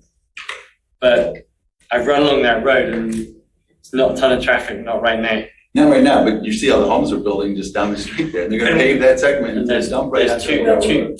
two paths that they have. So again, I don't understand why we would spend $1 million of taxpayers' money on a tiny segment of this road. That's all I'm saying. So. The second part, I agree with you. The first part, I don't necessarily. The second part, I agree. First part, I mean, look at the traffic on Zeeb, and how much of it can be diverted, people going in that direction versus coming onto Jackson. And Zeeb is paved and 4 lanes. Broader rather than just. And it's a county road. Again, this is a So, list of what are we. how many more developments are gonna go down Park? Is it just Trailwoods that we know of? That we know of that's in the. I don't believe that's as far as there's any water available, and it doesn't appear that the country, Scio Farms Estates community will be expanding any further. There was a request last spring for that to expand for another 400 lots, and that's been tabled. It will probably be 10 years before there's any further development down Park Road. but we have a lot more than there was in 2013, probably anticipated 2013. There are certainly other roads that could be paid attention to. I guess that's part of the exercise here. I was gonna say, we've got 10 days theoretically of nice weather. It might behoove all of us. I know some of these, but I haven't driven all of them. It might be worth just going out and taking a look and seeing what we eventually hear from the county anyway. I have total respect for what you've put here, so I don't dispute that. I'm just Park Road. That's It's all I. one option. Here again, Yeah. I don't use the road either, to tell you the truth. It doesn't get done, it doesn't. So I'm just saying, it was in the original list, and obviously it's a lot more than the original list. But I just don't understand why it's here. it was in the original list is one reason it's here. It hasn't Why? had funding. There's one of the roads that didn't get funding. So going back Yeah, to and they didn't take care of it very well. As far as the chatter bumps and the potholes and all of that. Is this list in order of the improvements that have been done over the years? I Come on, off the top of your head. think it was the way the road commission gave me the list of roads. So I'm not. Is there a way? No rhyme or reason. They're obviously not alphabetical. That's So I'm what not sure what. aside from my- Actually, if you look at it, I bet, no, that doesn't make sense. I don't know. That's the way they gave it to me, and I don't. Would you have that information? The roads that were done and then we start over? Well, that's on there. It was kind of on here. If you look at the columns, you can see the. So for example. Oh, I see what you're saying. Okay, so. 2013, it shows the roads that were done. And then you can. Yeah, like Marshall Road, the third one down, it was done in 2014, and it was also done in 22. Right. Okay, So sorry. I missed- that's, yeah. And we reckon on 6 to 7 years, don't we, roughly? For the gravel. Depending on the traffic and depending on the drainage, depending on. But it breaks down. It's Right, a it doesn't piece of last stone that breaks, and so that's kind of in part answers your question. Why are you paying this money? Is to repair these roads. So, but And also I know it was asked about engineering costs. Rule of thumb is of a project cost, 10% of a project's, let's say $100,000. Preliminary engineering, the doing the drawings is 10%, so it'd be $10,000. Then the construction oversight is generally 15%. That's, Oh, you're talking about last night's or what? yeah, but it was a question, why is engineering cost or why is construction oversight more? That's general, I mean, that's how it works. general contractor on buildings, 10% usually. Construction oversight is generally 15%. Oh, that was her question, wasn't it? Okay. We don't know yet. We'll find out. Okay, so say that again, 10% generally To design a project. design a project. And then Oh, to oversee the construction of it is about 15%. 15%. Okay, So $1 million is gonna be 100,000, oversight is gonna be 150,000, is a rule of thumb. all right. No, that's good to know because, when we have questions, nobody knows how to answer them, but, okay. Would a good way to choose from this list be, and perhaps this was discussed, maybe I missed it, to look at the recommendations or complaints we received and kind of bump it against this list? Kind of have that in there already. I mean, we did that last That time. off of the list. you? Yeah, we On have. the citizen Yeah. comment, Is this- contact list on this one. On one of the columns, it says what they were asking about. Okay, So you can go back and you can see That's poor why- road condition, Streeter, Elizabeth's poor road condition, Southwood Court, poor road condition, Shady Oaks.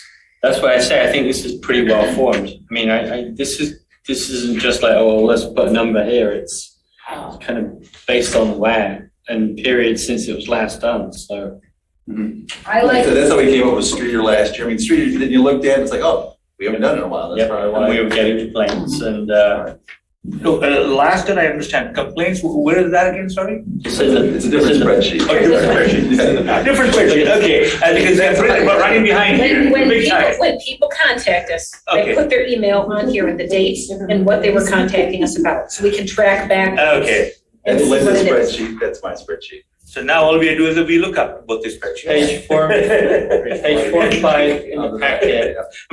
That'll be, and then we look up with the road commission spreadsheet.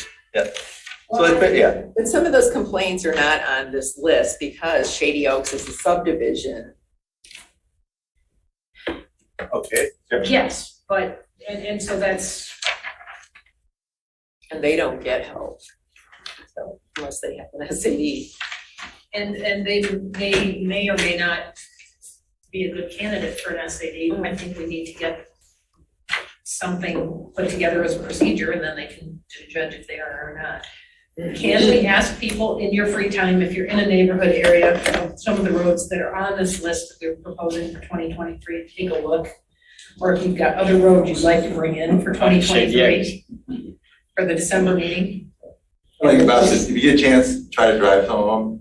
Yeah, or run them. Or run them, bike them, whatever you want to do. Get out and Walk see them, them. Try. whatever you want to get there. Shady Oaks is not on the list. Yeah, go for Shady Oaks. Well, in Shady Oaks, Yes, we we got already going. had a special assessment under Public Act 246, and there is a clause in there, which I meant to ask Mike, or not a clause, but a section, I meant to ask Mike. And we'll send him questions, right? Yes, I would like to collect, if anyone comes up with any other follow-up questions, I would prefer to put the questions in one format, so we're not asking him 5 different times, or sending him one document. I don't care who types it, but trying to be charged one time for his price. We need to kind of pull this meeting up, because we've got, we need to be somewhere. The reports were just Patrick's Trails and Pathways report that was attached to the packet. I'm doing it, but yeah, I will. For today? Okay. I'm sorry. No, that's fine. The report was the Trail and Pathways report that was attached to the packet. Please review it. If you've got questions, Patrick, I think will be here at the December meeting. I believe perhaps that Mr. Murdy is waiting to make public comment. Does anyone have anything else to say before we open it for our final public comment? Thank you. Like to speak. So let me just touch back. If I have clarification, appropriate to ask a question. So Roy, is that? Townsend, yes. I'm sorry. Regarding the spreadsheet with the gravel roads in the county and what they do, are they the ones that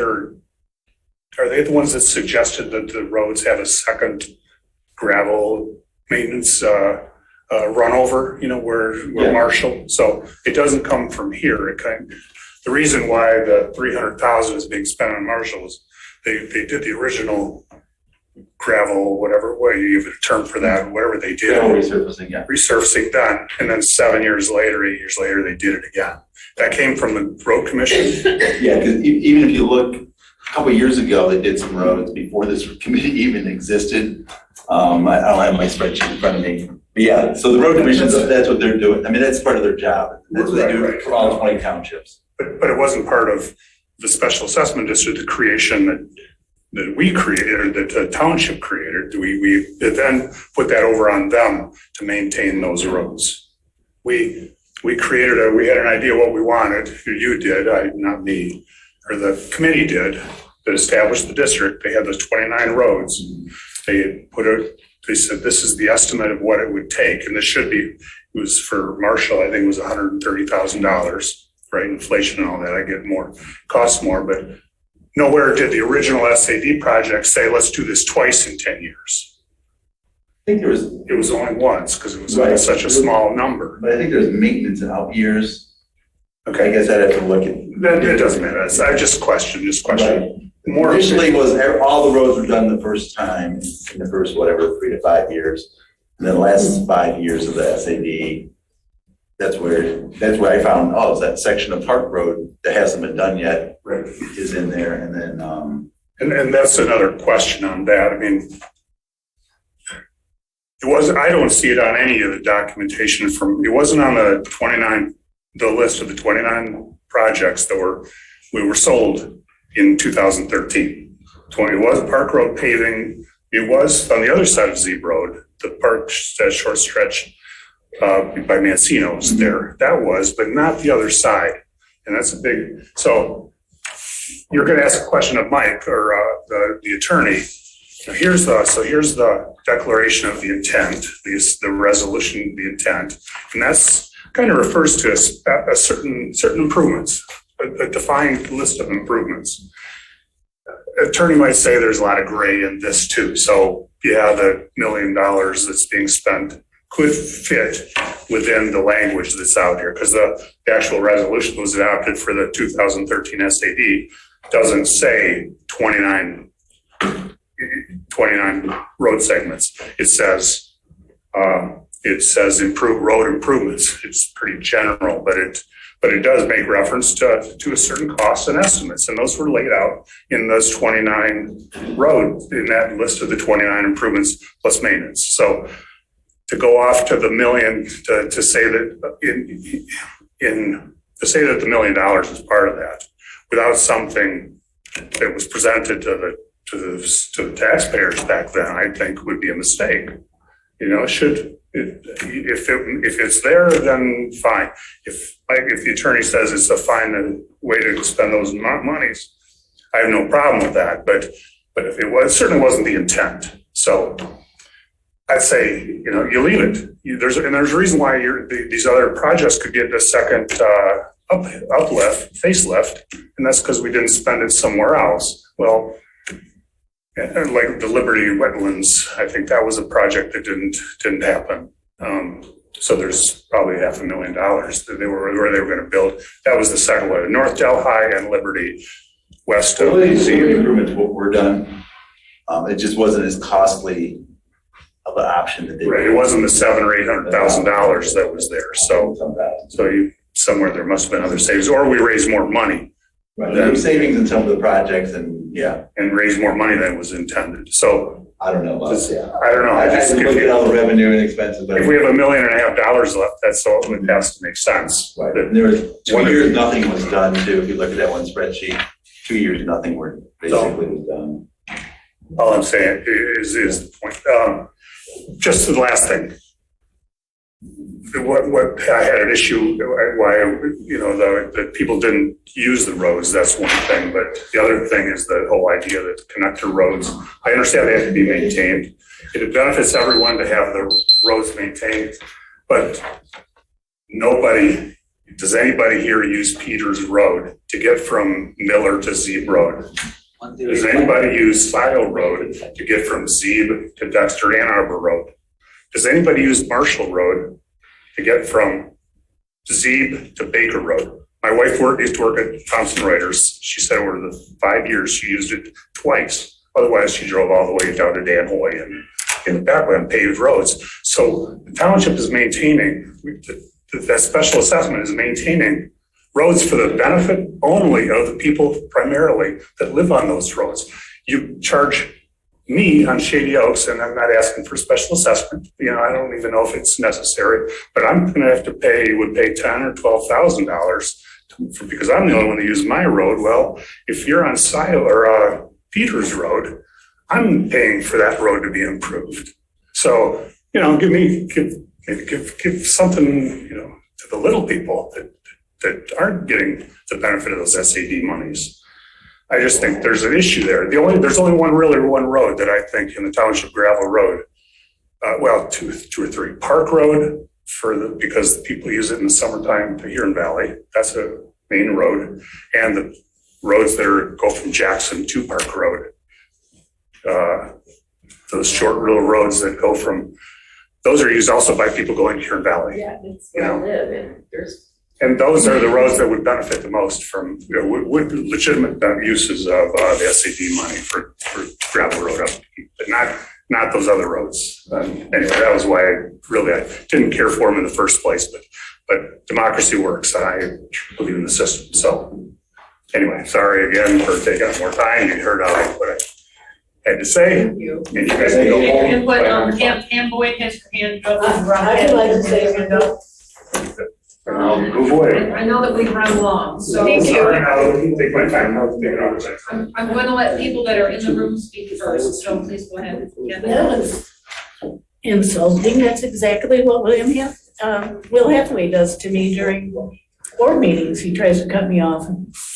Gosh, you guys are something. I want to talk about some of the arguments made by Mr. Homier regarding the cost for doing appraisals. And he forms his argument only from the point of view of appeals to the Michigan Tax Tribunal. And he says that real estate appraisals would cost too much and put the burden onto the people in the SAD. I challenge that. So the reason I challenge that is because Joe Turner, who is an assessor, says that most townships, the assessor does that. So they're doing that at the initial stages. And in their expertise, that should be a reasonable value. And people could challenge that before it ever got to the Michigan Tax Tribunal. So there would be no need to have expensive real estate appraisals. You have your assessor do that. They're on staff. That was an argument I thought was formed to create a point of view that I disagree with. And also, you folks continue to misstate the definition of benefit. The definition of benefit, which was reinforced here and with Joe Turner, is it's value related. It's not, does it help me that I could cut through that road? And Roy, you keep saying that these places will benefit from Park Road. Is their property increased? No. So you're misusing the definition of benefit as applies to the statute. Another thing, which I think is misleading, there was a statement that project management typical costs are 10%. So I would say there's 10% if you hire a consultant to do that work. That seems normal and typical. But if you have that in-house, if you have a project manager in-house, there's nowhere near going to be 10% assessed to those people in the SAD.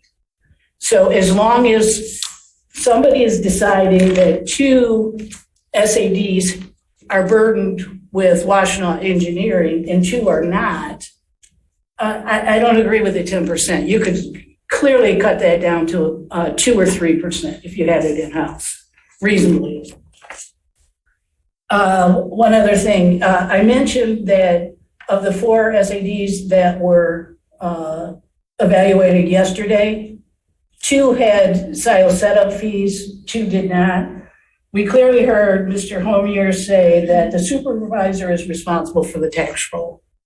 These people in these assessment districts they never knew these costs until yesterday. That's the first time they were aware of these costs. So what kind of funniness is going on that 2 are given this setup fee and 2 are not? And the people in the district never know what the costs are. They never see an invoice. They're not even told when an estimate increases. So there's a whole lot of transparency that needs to occur with that, because it should be in your charge to recommend that they get this information, that they don't wait until the day that it's going to be determined, it goes on the tax roll, that they could never challenge it if they never knew they were being charged this $3,200. And then the board did not fix the supervisor's error. Why wouldn't? So actually, it does seem like there's some legal liability there. It's not always legal liability going to the Michigan Tax Tribunal.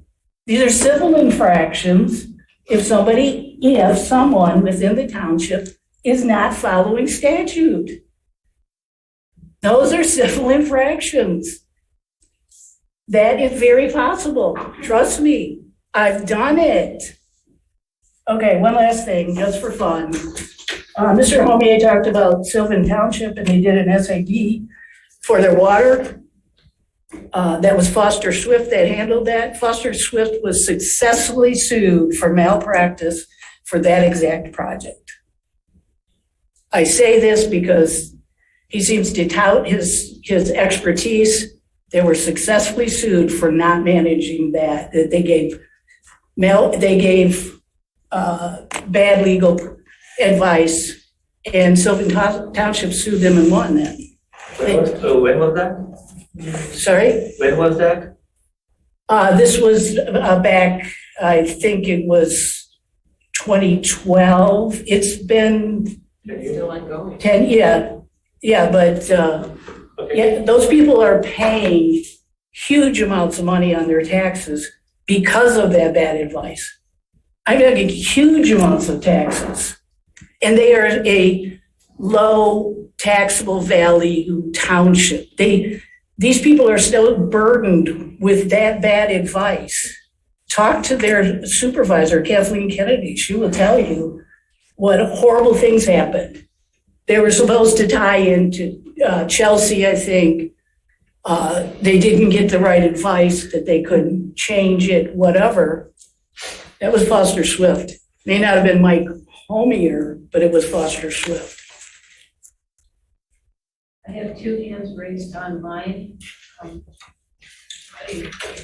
the way, thanks for Mr. Murray for his knowledge. Historical knowledge is useful here.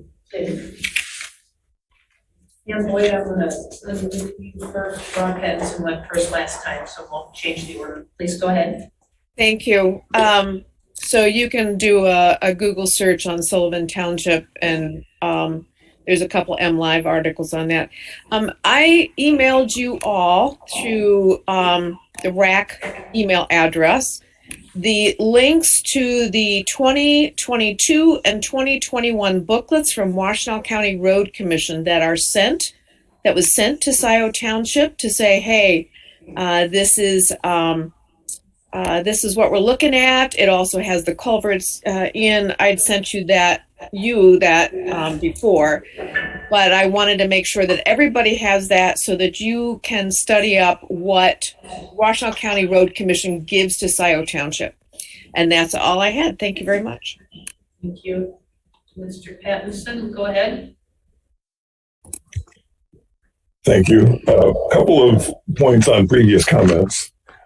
Kathleen Brandt was just talking about the 10% that the project management costs that Roy Townsend talked about a few minutes ago. Actually, it's 15% that Roy said. He said it was 10% for the design process and 15% for the project management process. And then Mr. Murdy raised a very good point about Marshall Road, and he didn't get a clear answer. And the clear answer is that the initial committee, the local roads committee, controlled what roads were done each year. And then that committee dissolved, and it was Lou Kidder did that for several years. And then this past year, it was the Roads Advisory Committee that did that. So it wasn't the Washtenaw County Road Commission that decided to do Marshall Roads. It was the local roads committee, Lou Kidder, and the Roads Advisory Committee that decided to do Marshall Road twice in that 10-year period. So he needed a clear answer on that, and he didn't get it. I appreciated Chair Smith and committee member Kerry attending last night's special Board of Trustees. Even if it was painful, it was informative about what policies and procedures need to be developed. I'm very pleased that I could amuse Township Attorney Homier with my quote, perceived insights, quote. What I actually expressed were my concerns that our township has liabilities from potentially improperly managed SADs. All of my comments are intended to help this committee establish reliable policies and procedures. I don't envy the job that you have ahead of you as you digest the advice of Joe Turner and Township Attorney Homier, some of which contradicts each other. Hang in there, gang. You have, as we all realized after Joe Turner's presentation, you have an extremely difficult job to do. And tonight it was made a little bit more difficult and confusing as you try and decipher what is the right thing to do. And you've got a lot of work ahead of you. Keep hanging in there. You're doing a good job. Thank you. Thank you. Could I ask Roy a question? Yeah. Roy, with Marshall Road that was done twice, was it done twice or there's 2 sections, one from Z to Baker and Baker to Parker? There's like 3 sections, Parker to Baker. There's 2 sections? I don't have my. It says 3 here. It says Marshall, Parker to Baker, Marshall paved. Paved section. Baker's Marshall. end of pavement, and Marshall, end of pavement to Zeeb. Where, Bedford, the paved section, Yeah. and the bus garage, Dexter bus garage, that's paved. So it's broken into 3 sections. So what was your question again? I'm sorry. Okay, so when they're saying that Marshall was done twice, was it done twice or was one section done? and No, then- it was, segments have been done twice. Oh, The okay. segment from Parker to Baker has been done twice, and the section, 2014 and 2022. and I think the segment from Z to the end of pavement, has that been done twice? End of, yeah, it was done in 2015 and 2022. So yes, Just wanted to clarify. So it was, Parker to Baker was, in 2014 was 81,000. 2022, it was 59,000. And then, Marshall, end of pavement to Zeeb, 2015 was 141,000. And 2022 was 98,000. those are not audited numbers, but those are not. All I got. Yeah, exactly, that's all I have too. I mean, because end of the day, the road commission will, some projects come in less, some projects more, but those are numbers that I had to work with, so, but at least gets us in the ballpark. Okay, I thank just you. want to make sure people aren't like, wait, we found one that's, Yeah. You're off by 50 cents. yeah, or $5,000. Well, Roy, we appreciate you pulling those numbers out of the road commission and adding, it really makes a great template for us to be able to see what's going on. Going forward, yeah, right, exactly. All right, I'm going to request someone make a motion to adjourn the board. I'll make a motion. Jillian, first motion. I'll support. Support. All in favor of adjourning? Aye. Thank you very much. Next meeting is, let's see, December 7th. I can get out and take a look at some of these roads. Good night, everybody. Thank you very much for your time. Yeah.